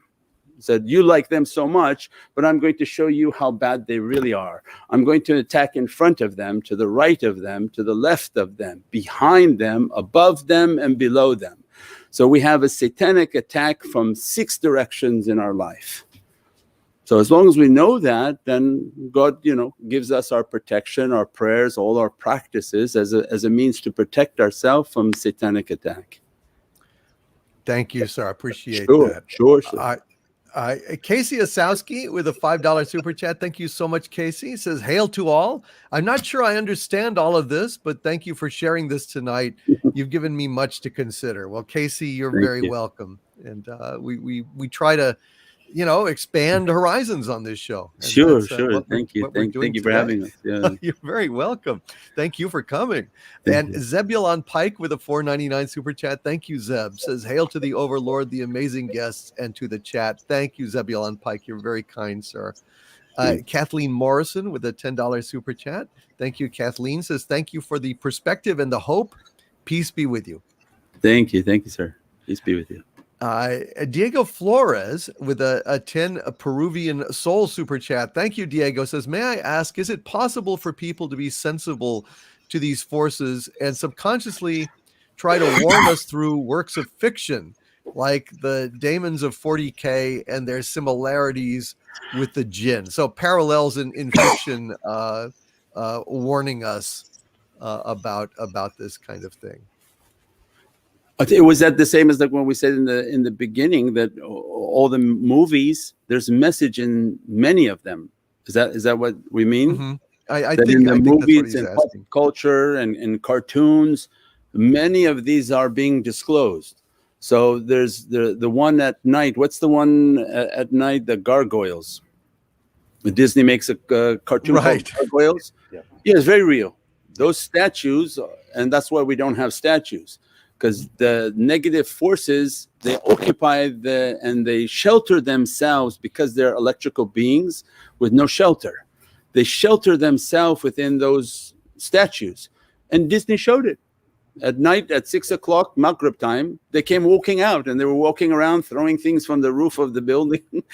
And it seems comical, but it's also a way to introduce themselves to children that don't fear me, I'm something nice, I'm funny, look, and it sort of diffuses the children to, oh, well, then it's commonplace for them, where they should be scared of, negative forces, negative creatures.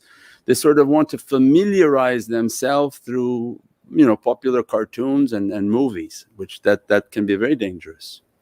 No, I mean that's something so profound, because I've experienced that directly in Hollywood, where I've been asked to put in things, which, because I studied a little bit of esotericism, I'm like, why are we doing this Kabbalistic thing in here? I know what this is. Why are we putting that in here, right? What's the intention of putting this little magical symbol from that tradition in here? And then they get startled that I know what it is, right? And that makes them a little agitated, because you're just supposed to do what they're asked, not actually know what they're asking you to do. Sure. And like when they watch the horror movies, the symbols on the wall, when they want to show a satanic movie or a satanic scene, those are real symbols. Absolutely. And by watching them, those energies come into your environment. Yeah. And the incantations, sometimes we've heard, those are correct incantations. So they're reciting things they shouldn't be reciting on television. So you have to mute the sound so that incantation doesn't come into your home, because it's very difficult to leave these energies.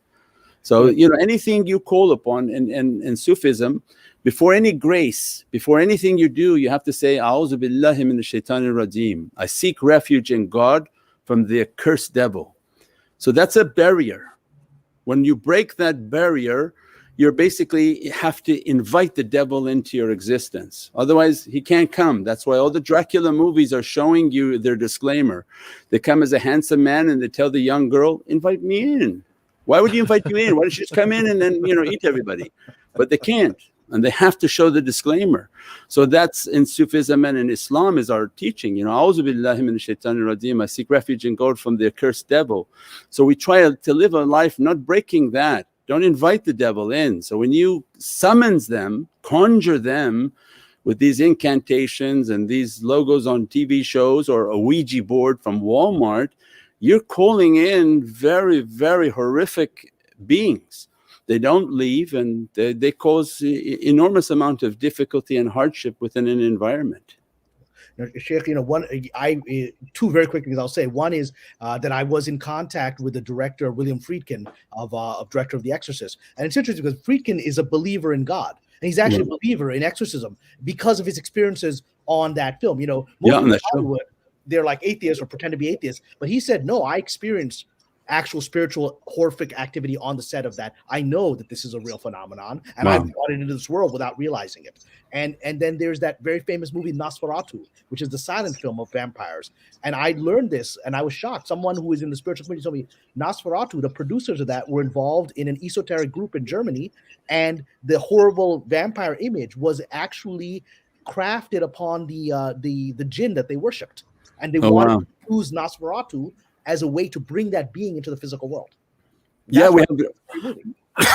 We have talks now on the secret of manifestation. Mm-hmm. So it means that we're a very powerful creation, right? So we have the ability by God's grace to manifest. So manifest ourselves or manifest manifest everything. Everything is manifesting. So we'll go back to the beginning. Me and you are on an island and nothing's been created. And by inspiration, God gave us a hand and thumb, and you draw a circle. As a result, I go and build that circle. So now that which didn't exist begins to manifest onto this earth by inspiration. So all these buildings all around us and all that we've made came from where? It's beginning to manifest from our power to bring that. Otherwise, if we didn't have a thumb and God didn't put the inspiration, we'd still be living on a dirt island. So all of these things are manifesting by our power. Well, the devil knows that. So he wants us to manifest our worst desires, our worst things. So when somebody makes a horrific movie, a horrific demonic movie, the devil's inspiring him because he knows we have power. Manifest it, manifest it.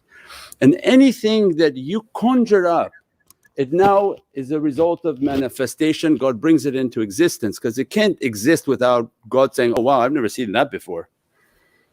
That is interesting because I've been asking this question, Kamran, haven't I, on these live streams that I've been doing about, is it possible that, a lot of times people ask, why don't these, why don't we have more photographs of Bigfoot? Why don't we have more photographs of UFOs and everything else? And is it possible that, the witness in each case has in some way temporarily manifested this kind of thing without knowing that they did or how they did, and it doesn't really have as high a level of reality as they do, and it rapidly dissipates. Is that possible, Sheikh? That's something different. But those Bigfoots are jinn. But what we're bringing out now for you is that we have the ability to manifest. So when we're making these shows and these demonic creatures, they're manifesting now.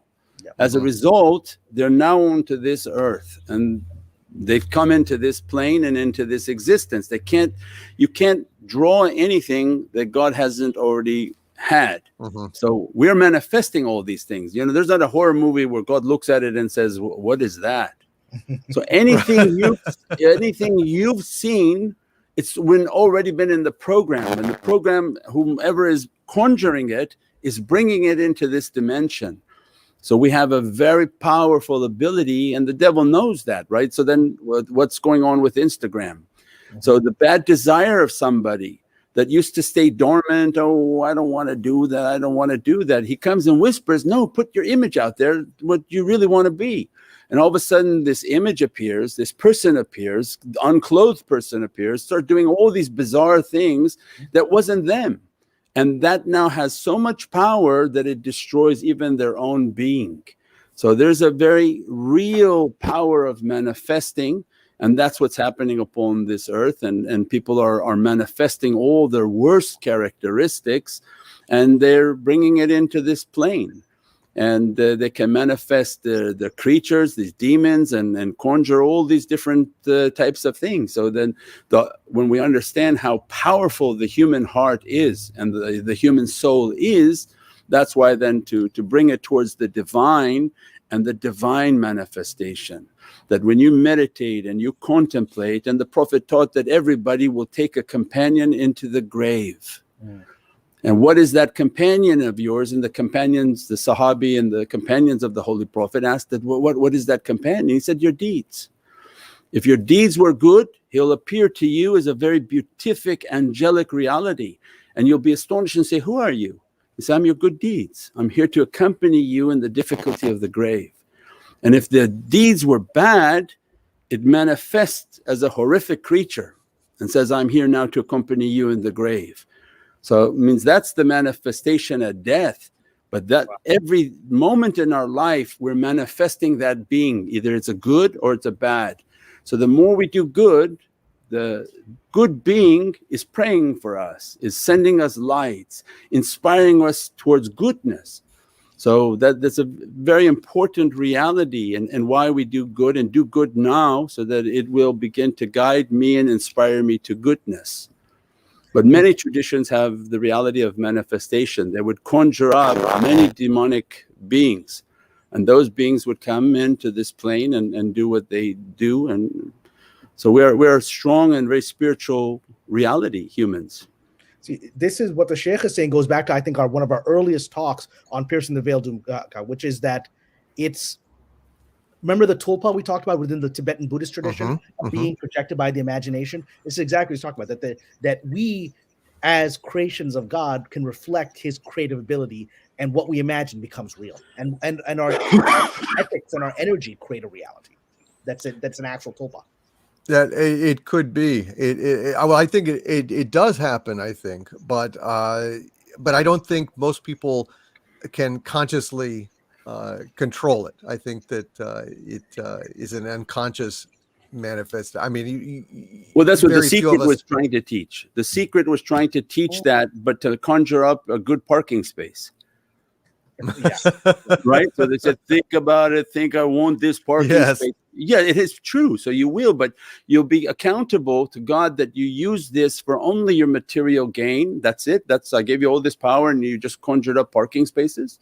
So that's what the devil is trying to do, is that get us to use our power in an inappropriate direction, so that we're accountable to God. But when we don't understand how powerful we are, then all these things seem to be random. They're not random. The people wanted it, people desired it, and it begins to appear in their life. And that's why the old saying, be careful for what you pray for, it starts to happen. I don't like this, I don't like that, and what's the kid's bothering me? And then what takes away the child? So everything we are accountable for. And that's why then all the spiritual teaching is that no, think good, pray good, have good actions, and all of a sudden you see that all these blessings are coming into your life. Why? Because that good being that you've brought with your good deeds is now blessing you. Very, and continuously very praying. So prayer and meditation. Yeah. Prayer, meditation, and acts of selflessness. Feeding other people. Feeding yourself is good for your digestion. Feeding others is good for your soul. And you are here feeding us tonight, and we thank you, Sheikh, for Thank this. you, gentlemen. Squire Waldo with a $10 super chat. Thank you, Squire Waldo. Says some Jews believe there are two worlds, but only one God. We live in a world that is a challenge. The faithless believe there is only one world, but many gods, and they worship those gods. Are these gods jinn? Yeah, that's it. That's what Quran says, is that you took these jinns as your Lord and Saviors because of the superior might and power. Who brought these megalith structures? Mm-hmm. You think some slaves did that with a stick and a rock? But these were the jinn entities that would show their power and their superiority, and as a result they were bowed down to. And what they wanted was the worshipping of people. And they say, oh, they're aliens from many thousands of years. They live for thousands of years. Their life is 4,000 years. Mm-hmm. So these manifestations and all these things that we're seeing, that's from their reality, and that's their existence and their power. And the importance of how to manifest our good nature and our good character is the immense reality of our being, how to bring that about and how to bring that energy about. Excellent answer. Thank you, sir. Narat Anaxaman Bear with a $5 super chat says, what a great episode. I'm looking forward to many, many more. Thank you, Narat. I appreciate that, my friend. Lord of the Eagles Reaches with a €5 super chat. Thank you, Lord of the Eagles Reaches. Says, need more of these chats. We are all the same, different paths, same destination. Well, that's part of what we talk about here. Thank you, Lord of the Eagles Reaches. Douchebag Kylo with a $4.99 super chat, referring to Kylo Ren. We don't love the Disney sequel trilogy for Star Wars around here, Sheikh, just so you know. Okay. And we can talk about it in 1 second about sure how Disney took for those kinds of agendas, changed a heroic story into a dark story. But let's answer the super. Sure. Yeah. No, that's a good. I'd love to talk about that. The one thing that I forgot about what the gentleman asked about the gods is that that they come to make themselves to be worshipped, and that the belief that there can only be one God, because there's a circle. Our existence is like a dot. So it says, much as you zoom into the dot, the circumference can expand infinitely. So this all of this existence is but a dot for God. Yeah. No matter how big we think we are, it's just one dot. And then take that dot and look at a microscope with it. What happens? The circumference of it begins to expand. Circumference can be infinite in size, but there can only be one center of power. And the space from the center to the circumference is always equal. Means that everyone has an equal opportunity to reach to the divine presence. And the messengers of God were the radius, what we call the Rasuls. So God gives it to us in the symbol of a circle, and that's why in our sacred geometry the importance of the circle. So every point on the circumference has access to the center. But there can only be one center of power powering everything, or there would be an immense battle. Can you imagine if there were multiple powers, then the sun was not going to rise, the orbit of the planet would not be in this orbit. So many of these different realities, there's a self-evident proof of everything. There can only be one center power, and that reaches to all the points of the circumference. And that's the importance of how to connect. So spiritual path is that you live your life on the circumference, and now you want to move towards the center. So it's not looking out, but looking in. And God gave us a belly button as a reminder. It's like an umbilical cord. So He says, you're attached to me, you're attached to my presence.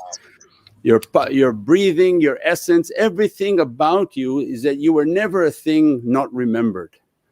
So we have a remembrance of the belly button that remains for us to show us no, we are connected to that center of power, and our life is to pursue that reality back into the center of power, and that's why we call it the journey to the Lord of Power. Because the closer you go closer to the center, the sheikhs who go closer to the center, they have more knowledge, because the one who holds the center holds the knowledge of all realities. Right? Yes. If we're only on the outside, we don't know anything, we just know my own point. If you leave a life from the circumference and say, I want a spiritual path, now you're walking your radius to the center. So that radius is a tariqah, is a path. The more you step in it is your Gnostic way. The closer you get to the center, what's happening at the center? It's the information for all the points. What we call the knowledge ulum al-awwalin wa akhirin, the knowledge of everything, because you're at the center. So they move to the back of knowledge, to the beginning of time, they can move to the end of time.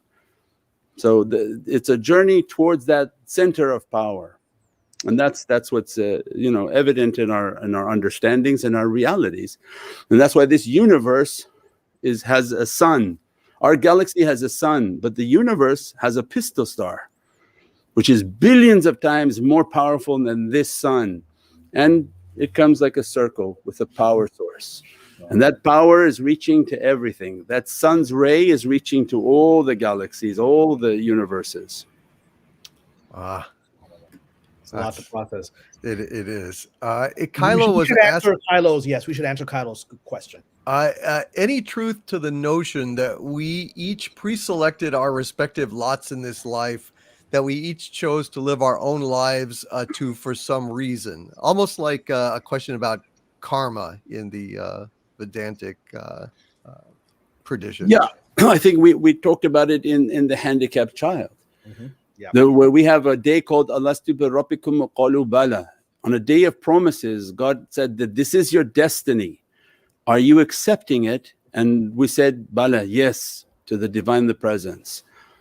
And then we were cast upon this earth. So it was already pre-written what we would do and how we would do it, and would it be a hard life, an easy life, and again, because you have to have the notion that paradise is supreme, right? You want to come back and get the best real estate in paradise, because that lasts for eternity. Not to get a house on the material world only, but I want my eternal palace. It's eternal for me.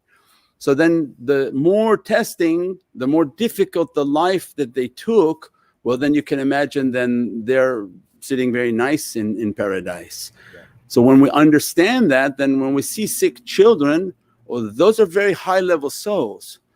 A soul that God didn't want them to live 30 years and contaminate themselves with sins, and they lived 5 seconds, 5 breaths, and they left.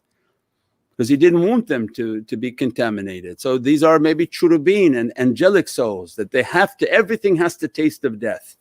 So everything is going to come through this Mother Earth and head back out.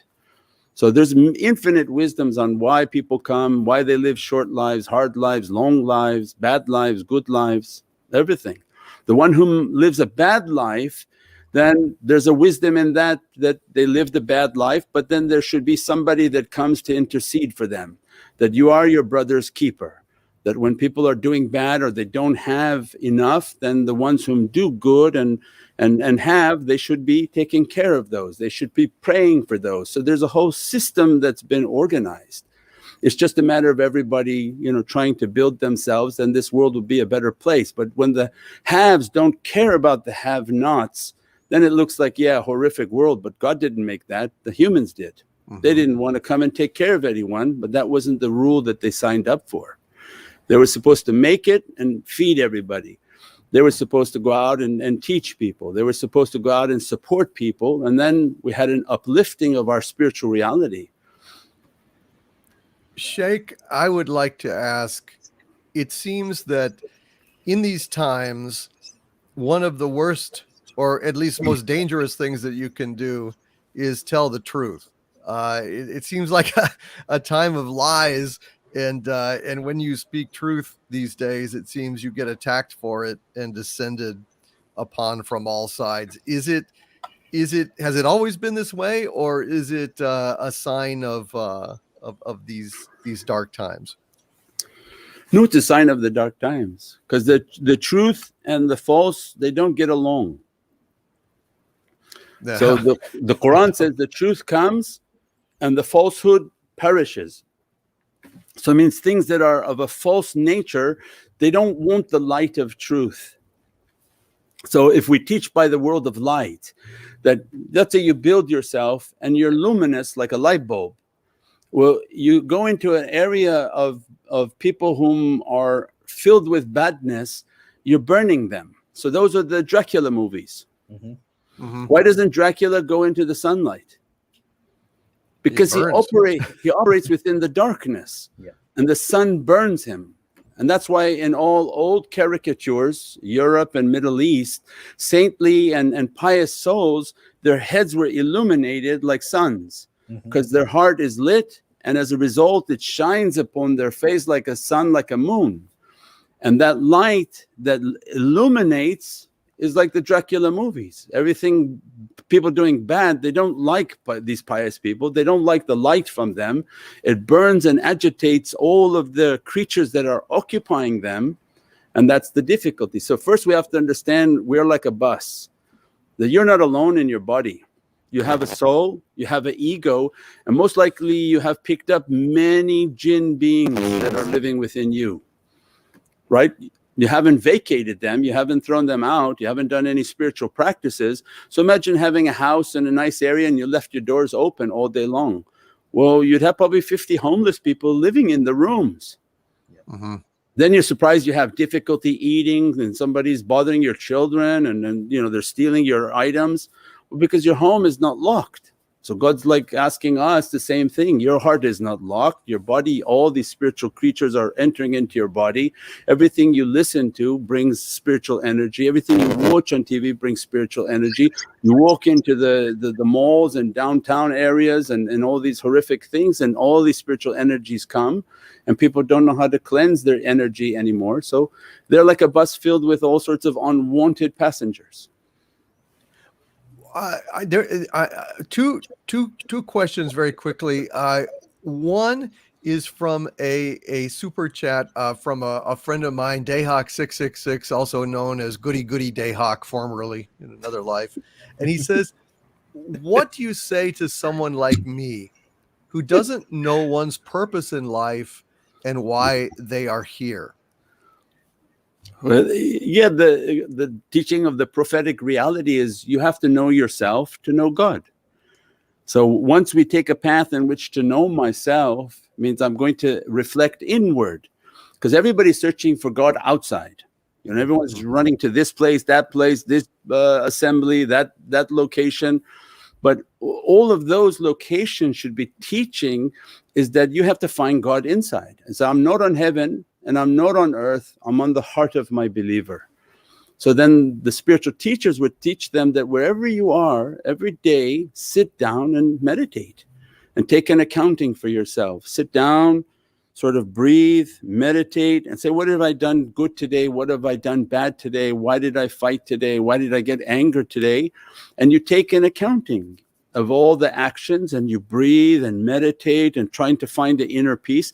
And we have much more detailed practices, but this is only for just a 2-minute answer on television. And that's the whole reality. Once I began to lock into myself, began to breathe, then cry at night that why did I bother these people? Why did I yell at this person? Why did I get angry about this thing? And I would write it down and say, okay, I'm going to make tomorrow a better day. Hopefully, inshallah. And then I took a life of continuously trying to make each day a little bit better by getting to know myself. Then I knew my triggers. I knew what I would get angry at, what would bring out different characteristics. And as a result of reflecting inward and then light practices and breathing practices, then you begin to find the inner reality of God, the consciousness, the virtuous character, and go out and feed people, go out and do good deeds until the heart became so soft. And the heart is like a satellite. When you clean it and purify, it begins to pick up a signal from the divine, the presence, and begins to pick up an inner consciousness and my inner voice in reality. And that becomes then the light at the end of the tunnel and the guidance that guides us towards goodness and hope and the divine, the presence. But if I'm just going to walk in the market and supermarket, then I don't find anything about myself, and I don't even know why I'm here. So many people then harm themselves and live a life that's reckless without understanding why they're here. Perhaps the most important thing that we could say at this point would be, Sheikh, could you give everyone listening some instruction on how to meditate? Yeah, inshallah. I think the how on meditation is that to focus on the heart. So you take your thumb, because there's a heartbeat from the thumb. So you keep the focus going to be on the heart and the power of the heart, and you close your eyes, play something nice, something that for us is like the salawats, Quran, something spiritual. If you want classical music, something that brings a sense of soothing and relaxing, and you visualize yourself in a space of light, and that light is in front of you, from all 6 directions is light.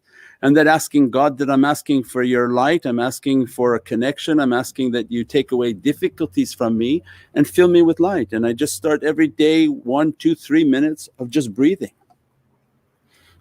and listening to these beatific sounds. And why we don't meditate in silence is, as soon as you sit and try to meditate in silence, you begin to hear whisperings about this problem, who did this, who did that, go get a sandwich, go get your email.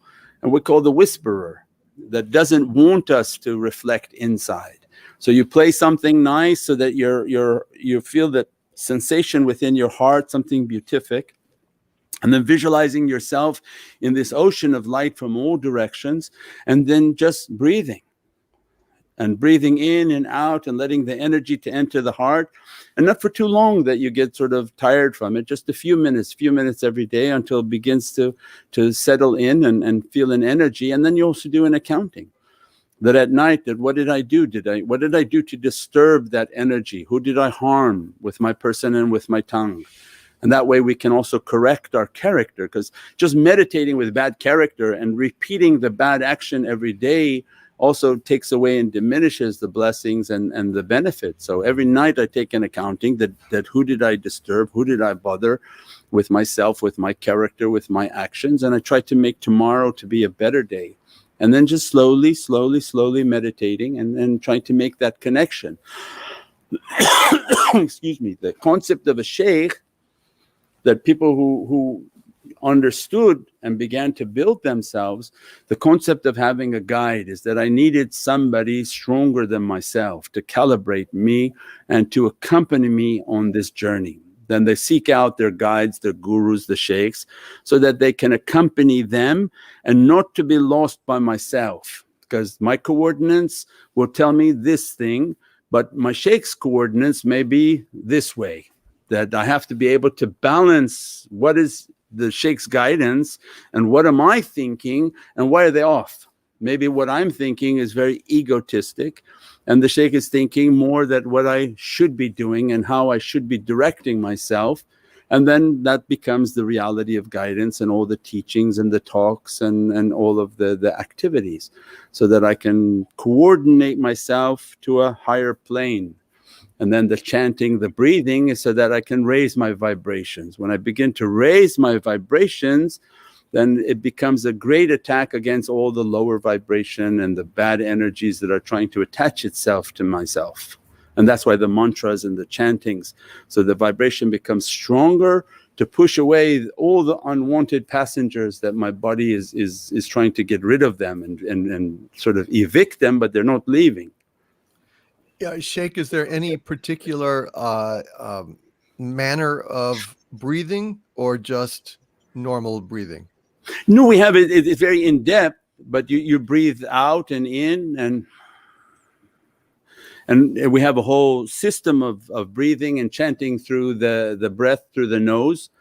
and pushing out and breathing, locking the tongue, trying our best to breathe out the negative energy and breathing in the energy. And the more that we can restrict, most people will start, because if it's too difficult at the beginning, and then you slowly make it a little bit stronger.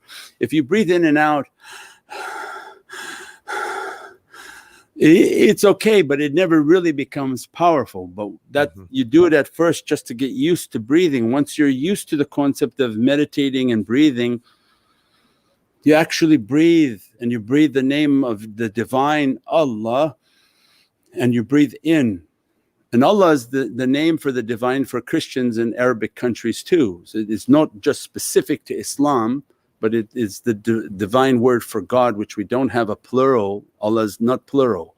So we don't have God and gods, it's just Allah Azza wa Jal and Allah. So when you're breathing in with that mantra, you're breathing in that energy.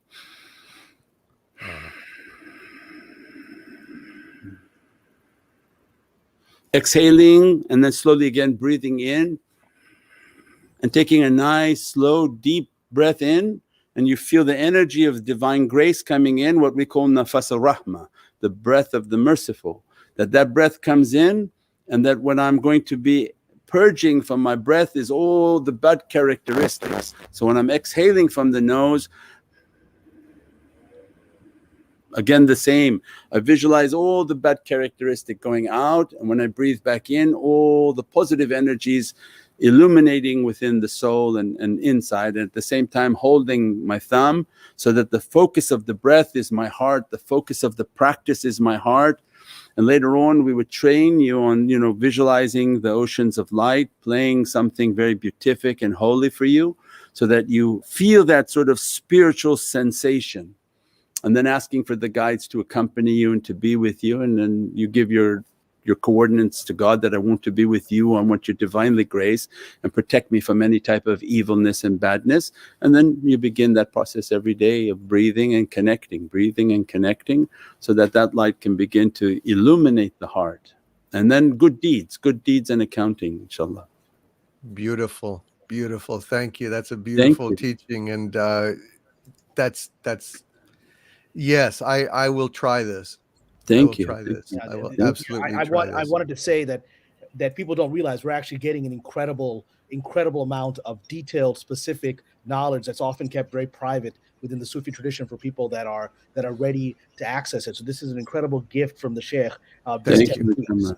These are not techniques you're going to find in a book anywhere, right? These are techniques that are passed on from spiritual teacher, and he's blessed us with sharing this with us. And I wanted to add, when he's using the meditation of Allah, like he said, the word Allah literally means, one word interpretation is the God, but it's pre-Islamic word.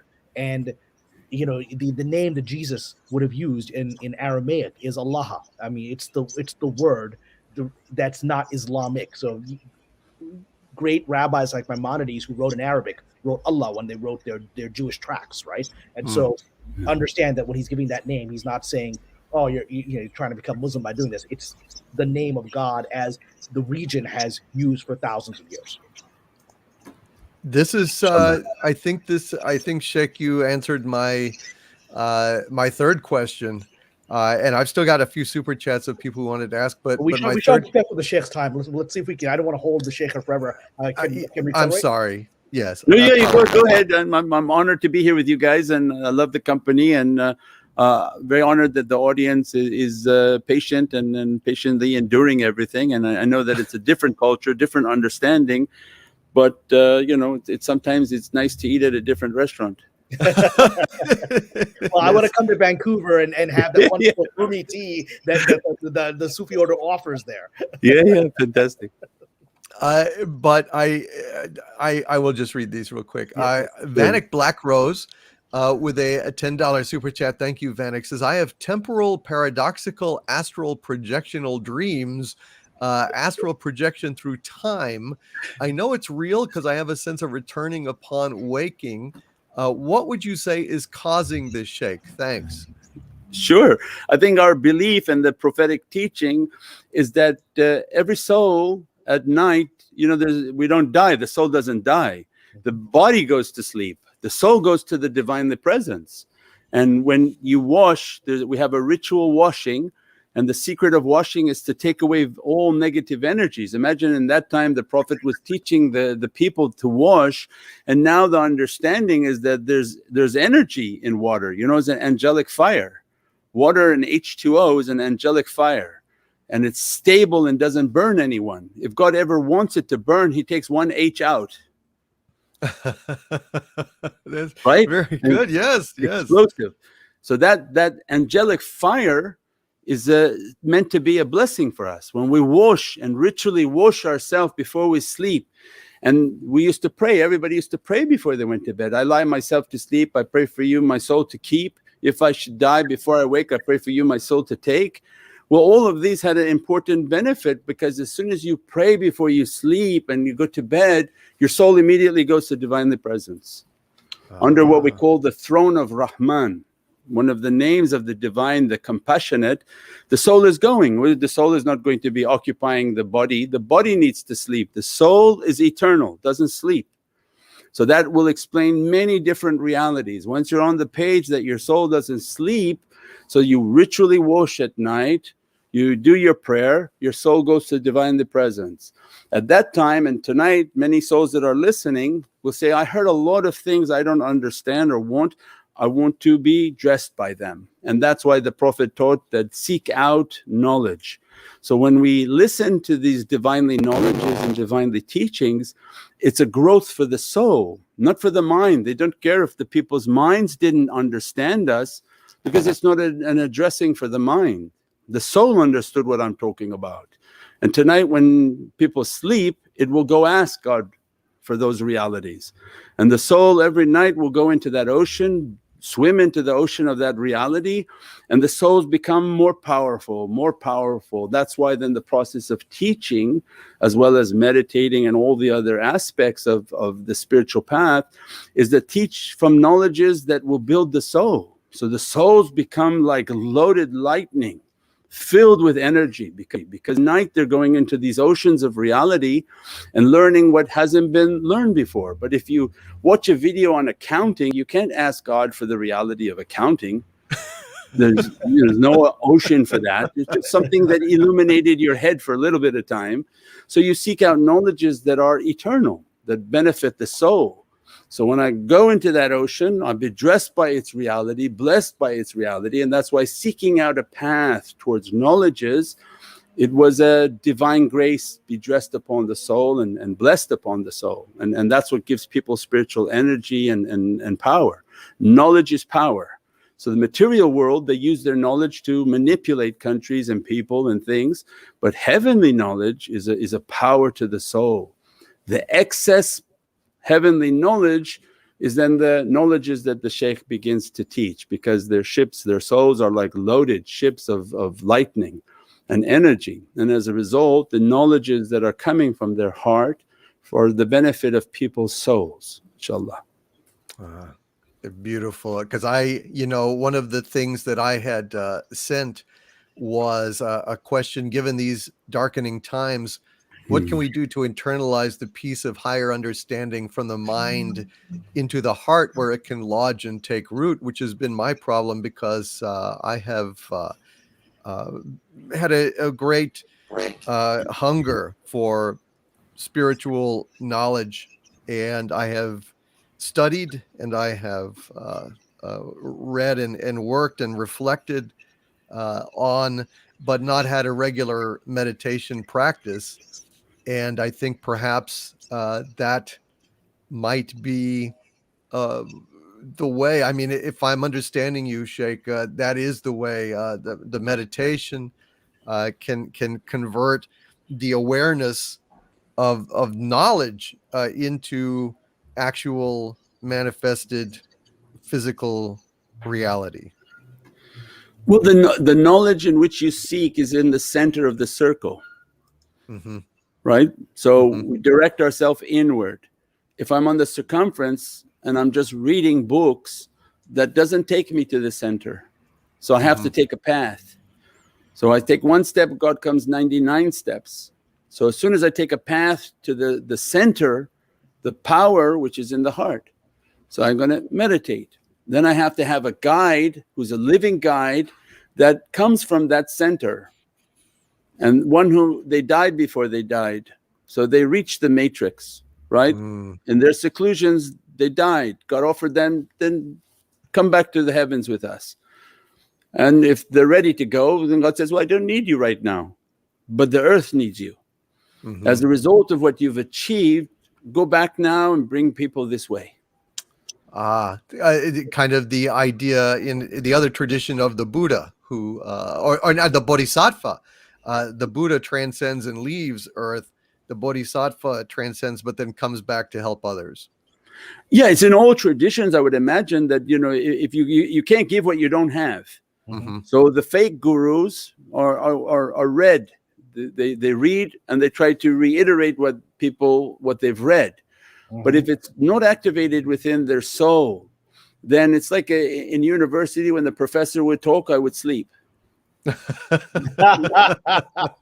Right? Because he would talk and it kind of stimulated my head and I would pass out and sleep. Because I knew he didn't really feel what he was talking about. He didn't experience what he was talking about. He was giving me theories that he hadn't experienced. It was in business school and he hadn't made any money. So I said, if you read all these books and didn't make money, how are you going to make me money? You know, it's amazing you say that, Sheikh, because I remember that I once encountered a Sufi was telling me that he had at an academic conference, he had met a professor who had dedicated his entire career to studying Ibn al-Arabi, one of the greatest Sufi teachers of all time. And then he was shocked at this conference to actually meet a real practicing Sufi for whom this wasn't a theoretical book. He was living his life and saw the universe in the way that Ibn al-Arabi described. And he said, wait a minute, you actually see the cosmos that way? You live your life that way?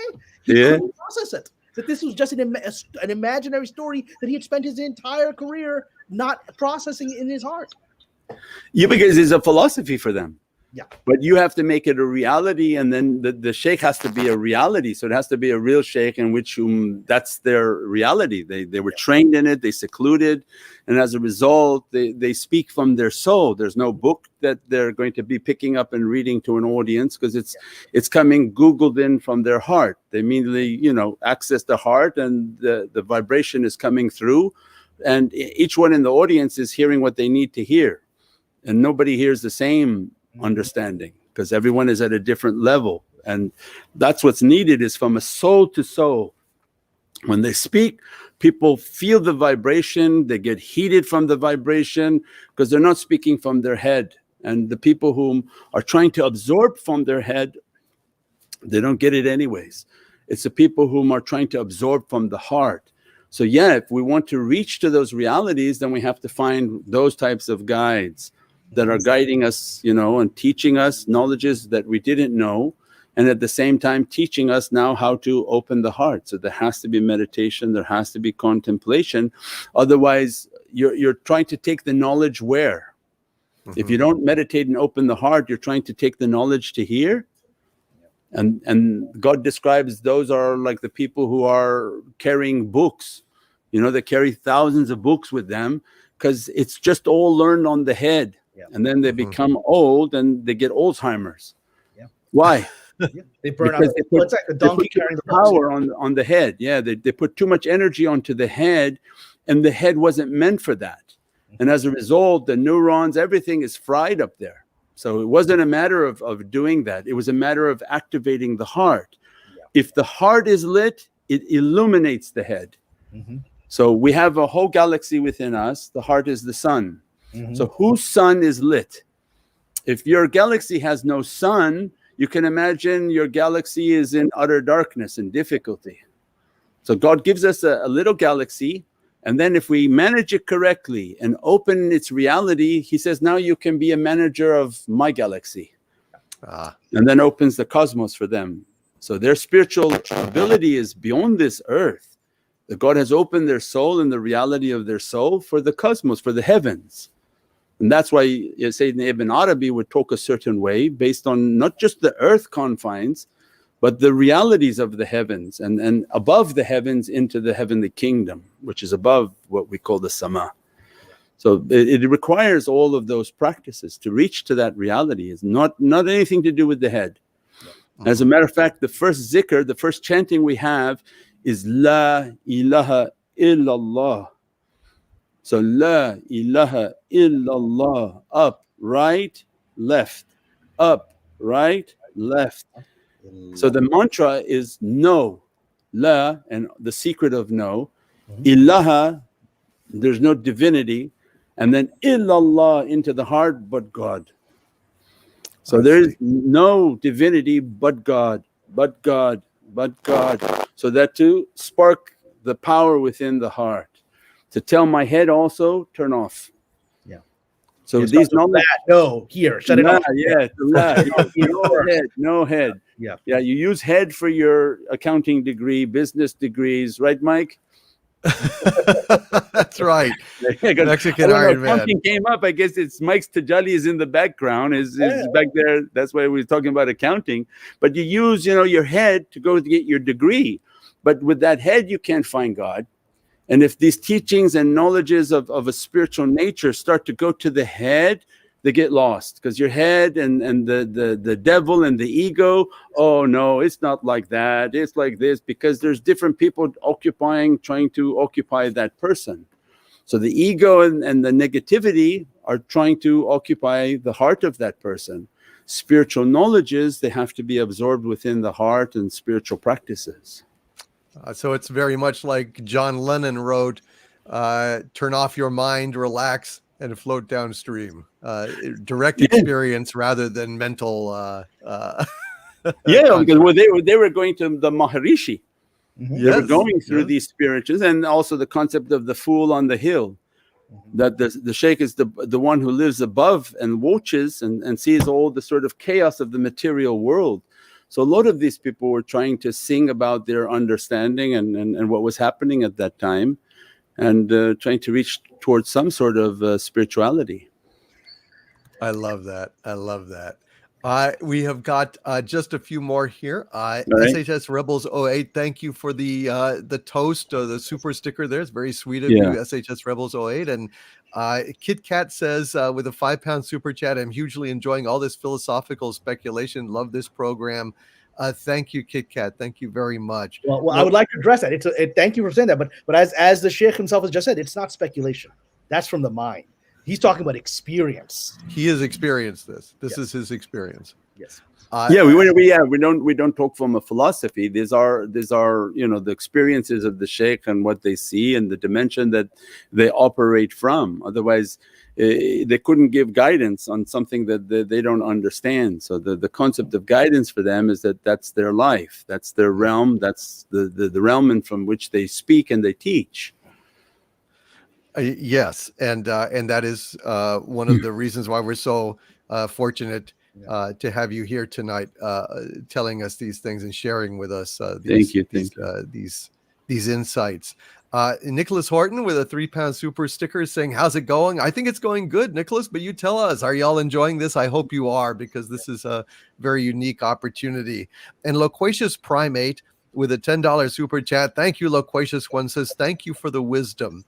The Sufi tradition has interesting, unique aspects, but also seems like another path up the same mountain, converging on the same ultimate wisdom, consciousness, and way of being. Well, there are many different approaches, spiritual traditions, but they all do seem to have a lot of them have a core of similarity, which I think is the divine. There's a very famous hadith or oral tradition of Prophet Muhammad, peace be upon him, and please forgive me, Sheikh, if I'm misquoting it. Please correct me. Sure. My understanding of it, the hadith is that he said there are as many paths to God as there are the breadths of creation, and I hope that was a proper relaying of it. Correct, very correct, mashallah. Very well done, Kamran. Very nice. When you have a teacher there, you can't mess it up. I know you were. We didn't see you sweating though, so that's very good. I'm very proud of you. And Market Ahmed, thank you for the Duma Corn. I think that is all the super chats, and I know we have prevailed greatly upon your time, Sheikh, and we really, really are very grateful for you taking the time to speak with us and share your insights with Sure. us, and very grateful. Thank you for having me. God bless you, and hope to hear from everybody soon. Thank you, Sheikh. Thank you And Sheikh so Nurjan, much. now that I've joined the Tariqa, I'm going to reach out to our friend Yasin, because I know from the website you've been working on developing deeper relationships in Los Angeles and in Hollywood. Sure.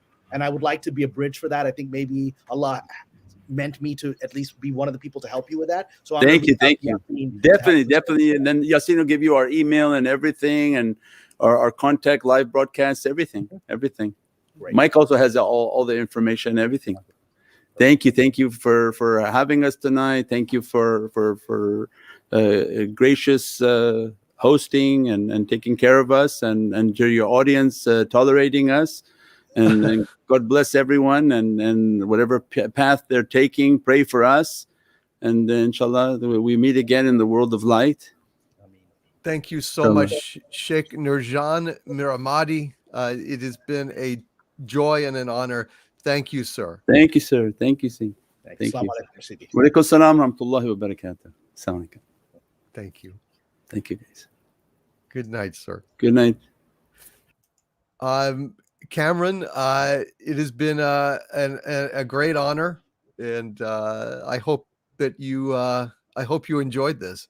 Well, I enjoyed this, and I want to thank you, because you get to witness me joining a spiritual path on live television, and joining this particular tradition, which I've been drawn to for many years. So I want to thank you for the opportunity to be able to do that with a man I've admired for quite some time.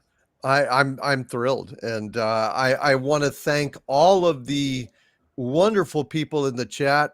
I mean, wow, what a great bunch of people these are, don't you think, Cameron? I mean, yeah, and the chat's been incredibly gracious. You've always got, when you deal about religion and things like that, there's always it's gonna push a few buttons, and a few people's buttons were pushed. But the vast majority of the chat were really gracious to our guest here, because he's a very special guest. When I said, the Dalai Lama, he's too humble to take that kind of praise, but it is true. He's a very important figure in the modern Sufi world. And as you can see, what's amazing about Sheikh Nurjan is that he is so relatable. All of his analogies, they're not from ancient texts from 1,000 years ago. They're from the Matrix. They're from Instagram. He understands the human condition, and the spiritual wisdom of mysticism has to be present, has to be now for it to have any value. It really does. And I want to go ahead, and I know that I skipped over a few super chats here because, they weren't pertaining to what we were talking about, but let me go ahead. God bless William Shatner, yeah. Well, William Shatner, talking about spiritual experiences. Seeing William Shatner. Did you see the picture of him, with the other astronauts with him? They were all dressed in red shirts. And it's like, wait a minute, people are like, that's not a good sign. All the other people, are they going to survive this trip? They're all wearing red shirts, or Star Trek red shirts. And of course, Shatner is sitting next to the attractive female astronaut.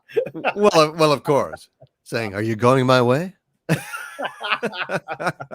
And that's one of the reasons he's so awesome. Point Curation with a $10 super chat. Thank you, Point Curation. Says, "Hail DC, I have a new promo of Harvey's namesake for $10 off, and a new section of coaster-sized paintings for $5 for a specific painting, or $10 for 3 random pieces in backstock." Well, there you go, Point Curation. Thank you for that super chat, and good luck with those images.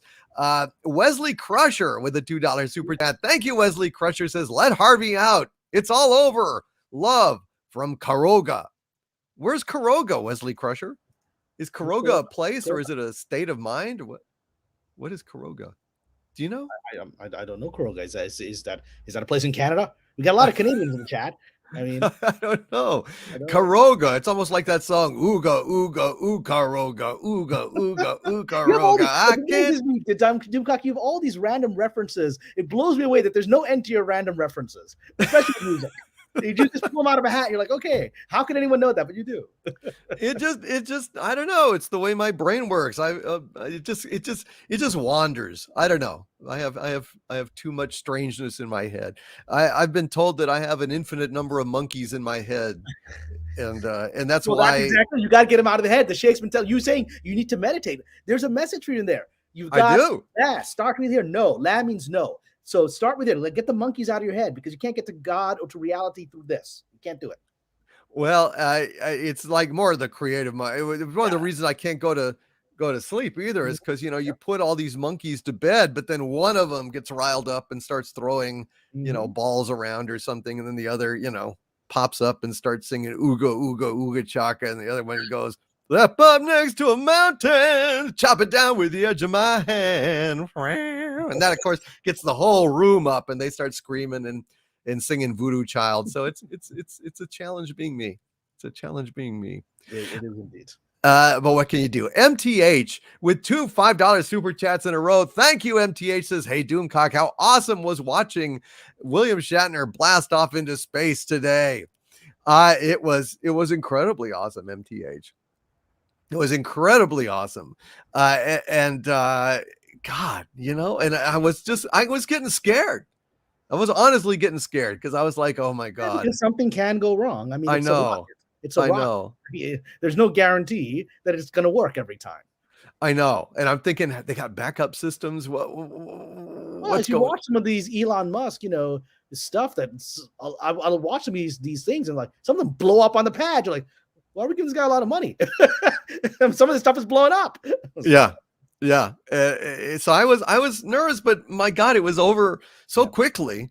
Yeah. But I'm really disappointed that they didn't like turn on the camera inside the cabin or something and show, Shatner floating around. That would have been. Well, I mean, again, there may be for security reasons because, well, God forbid something went wrong. In the same way that they were very careful about the moon landing. About they actually had a plan that if things went wrong on the moon landing, they'd cut all audio, right? Because they didn't Yeah. want people to be witness to that. Yes. But now that it's okay, maybe they would release, because surely they must have I'm sure it was recorded filmed. it. I'm sure there was cameras inside. I'm sure it'll be released.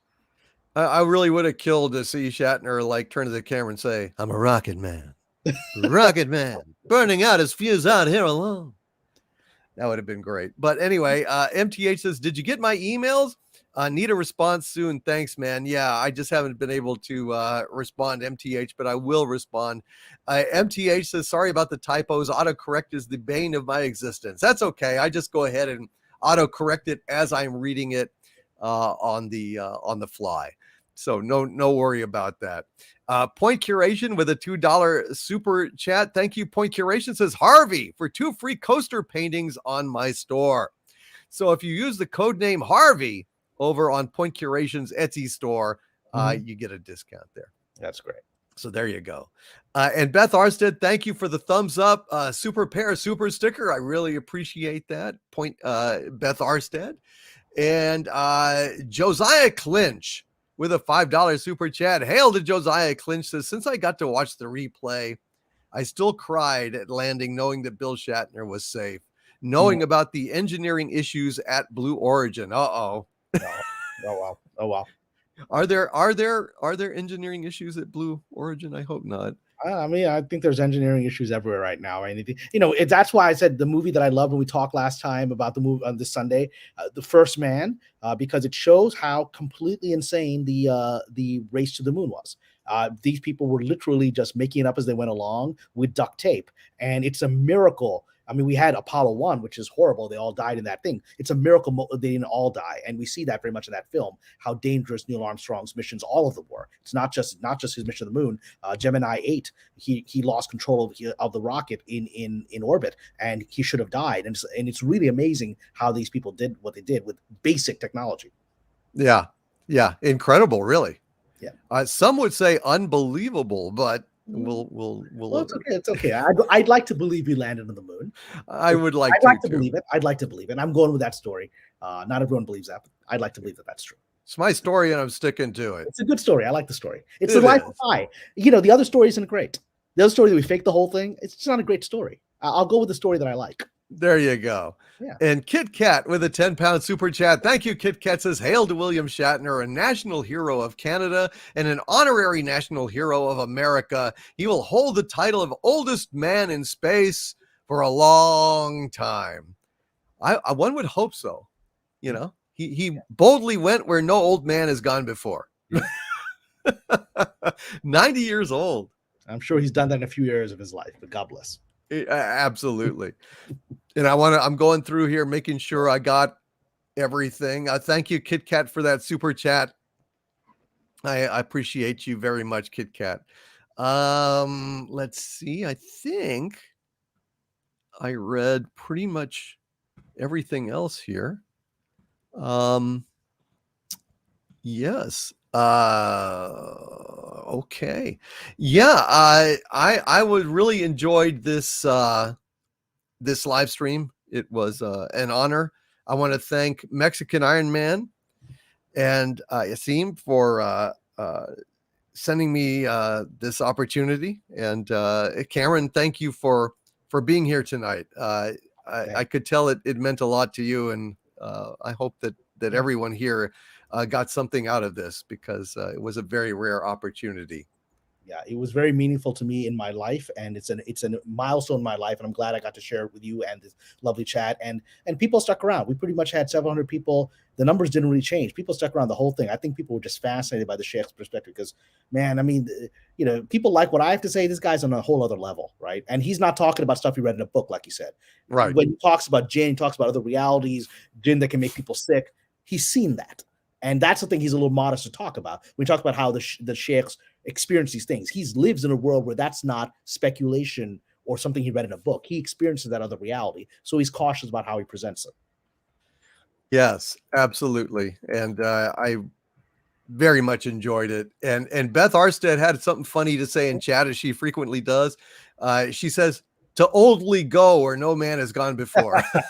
Beth is always good. She's the wordsmith. That is fantastic. That is actually and I have to say it. Everyone is saying it. I have to say it. Why did the rocket look like that? I mean, come on. I wonder if there's some valid structural reason it looks like that. I don't know, but you know, you're saying what everyone's thinking, but not willing to say out loud. So whatever. Yes. Okay. It's just odd. It's just odd. Although I was amazed at how that other stage just landed itself, just sat right down, just smooth as silk. That was amazing. Well, yeah, I mean, I'd never seen it before. Yeah, I mean, that's a whole level of development that we've had, that we're actually able to get rockets to land like we see in old Star Wars movies or whatever, where they just land on the spot, right? Before, it's just like, we're going to land somewhere in the ocean. I hope you guys can pick us up. You know? Right, yeah. But with the precision of it is astonishing. Yeah. So, I don't know. As Shanatsky is saying, Jeff is compensating. I mean, he doesn't really need to compensate. He's the richest man on earth, right? I mean, well, and you know, I mean, again, I don't know, go by if that's the official narrative, you know. So we'll see. Well, I mean, in terms of money, again, that's the official narrative. Anybody who becomes that guy, in my experience, has often been put in that position by people to play a role. And that's a little bit of what the Sheikh was talking about we're living in a world of deception. So at this point, I don't even believe the official numbers of anybody's wealth or their official role in the narrative. But that's another conversation. Well, you better not disbelieve in the existence of money so much that mine disappears out of my wallet, or I'm coming. No. I believe in the existence of money. I'm just not sure that this guy's got what they claim he has. I know. I was just kidding. But the people behind him probably do. Well, Cameron, thank you for being here tonight, and thanks to everybody in the chat who came to this special edition of Piercing the Veil. And I hope you guys enjoyed it as much as we did. Love you all. Blessings to everybody. And I don't think it's around. I will take off, give you some time with your chat if you'd like. But thank you all for letting me be on here. And please continue to support Doomcock's work. Support the Harvey Zone. This channel needs support as well, and support his main channel. And you know, you're getting things here on Doomcock's channel that you're not getting anywhere else. You're just not getting it anywhere. What you had tonight was something you don't even get that in major religious things. That the World Parliament of Religion doesn't have these kinds of conversations that we had here today. So you got something very special on this channel. Absolutely. And personal meditation technique from the Sheikh himself. Go review that, because that's not a joke. He gave you something that's not revealed publicly very often. Yes. Go rewind that and learn how to do that. Yeah, that was very, very, very kind, and I hope you guys benefit from that. And Beth Arstead had a super chat here, a $5 super chat. Thank you, Beth. Says, I was very interested in the idea that music could influence your mind or let in evil spirits. Well, we know there, that. Yeah. we know that from rock and roll. I mean, why does the dark side of rock and roll has always had this sort of dark occultic energy? I mean, there's a lot of conversations on that. That's, you know, it's not just your crazy grandfather who said, oh, Elvis is worshiping the devil, right? That's not what it is. Music has had an occultic element to it going back to the origins of music. You know, the ancient Babylonians, the priests were essentially musicians, right? And so this something, the whole concept of the rock star goes back to Babylonian religious ceremonies where they would use music in those kinds of rituals. There's an incredible website called vigilancecitizen.com, which analyzes music videos for occultic symbolism, and it'll blow you away because it's not just like crazy conspiracy stuff. You're like, okay, that's pretty odd. Why would they put this ancient, symbolic thing in this video? It's very specific. You have to know this, right? Why would you do it? And so there is that music, but there's also the good music, vibration. That's why he said, when you do meditation, make sure you have spiritually moving classical music or something from your religious tradition that raises you, because it's all vibration. Mm-hmm. Yeah. So food for thought, folks. Hope you enjoyed this. Listen back to it. I'm just going to leave it up on the Harvey Zone, which is why I did it here, because that way I can just leave it up and I won't be stepping on my very successful Indiana Jones video from earlier. It's all good. It's all good. Yeah. So anyway, Kamran, thank you, chat. And Hey, hey, it's Harvey. what are you people doing in my channel?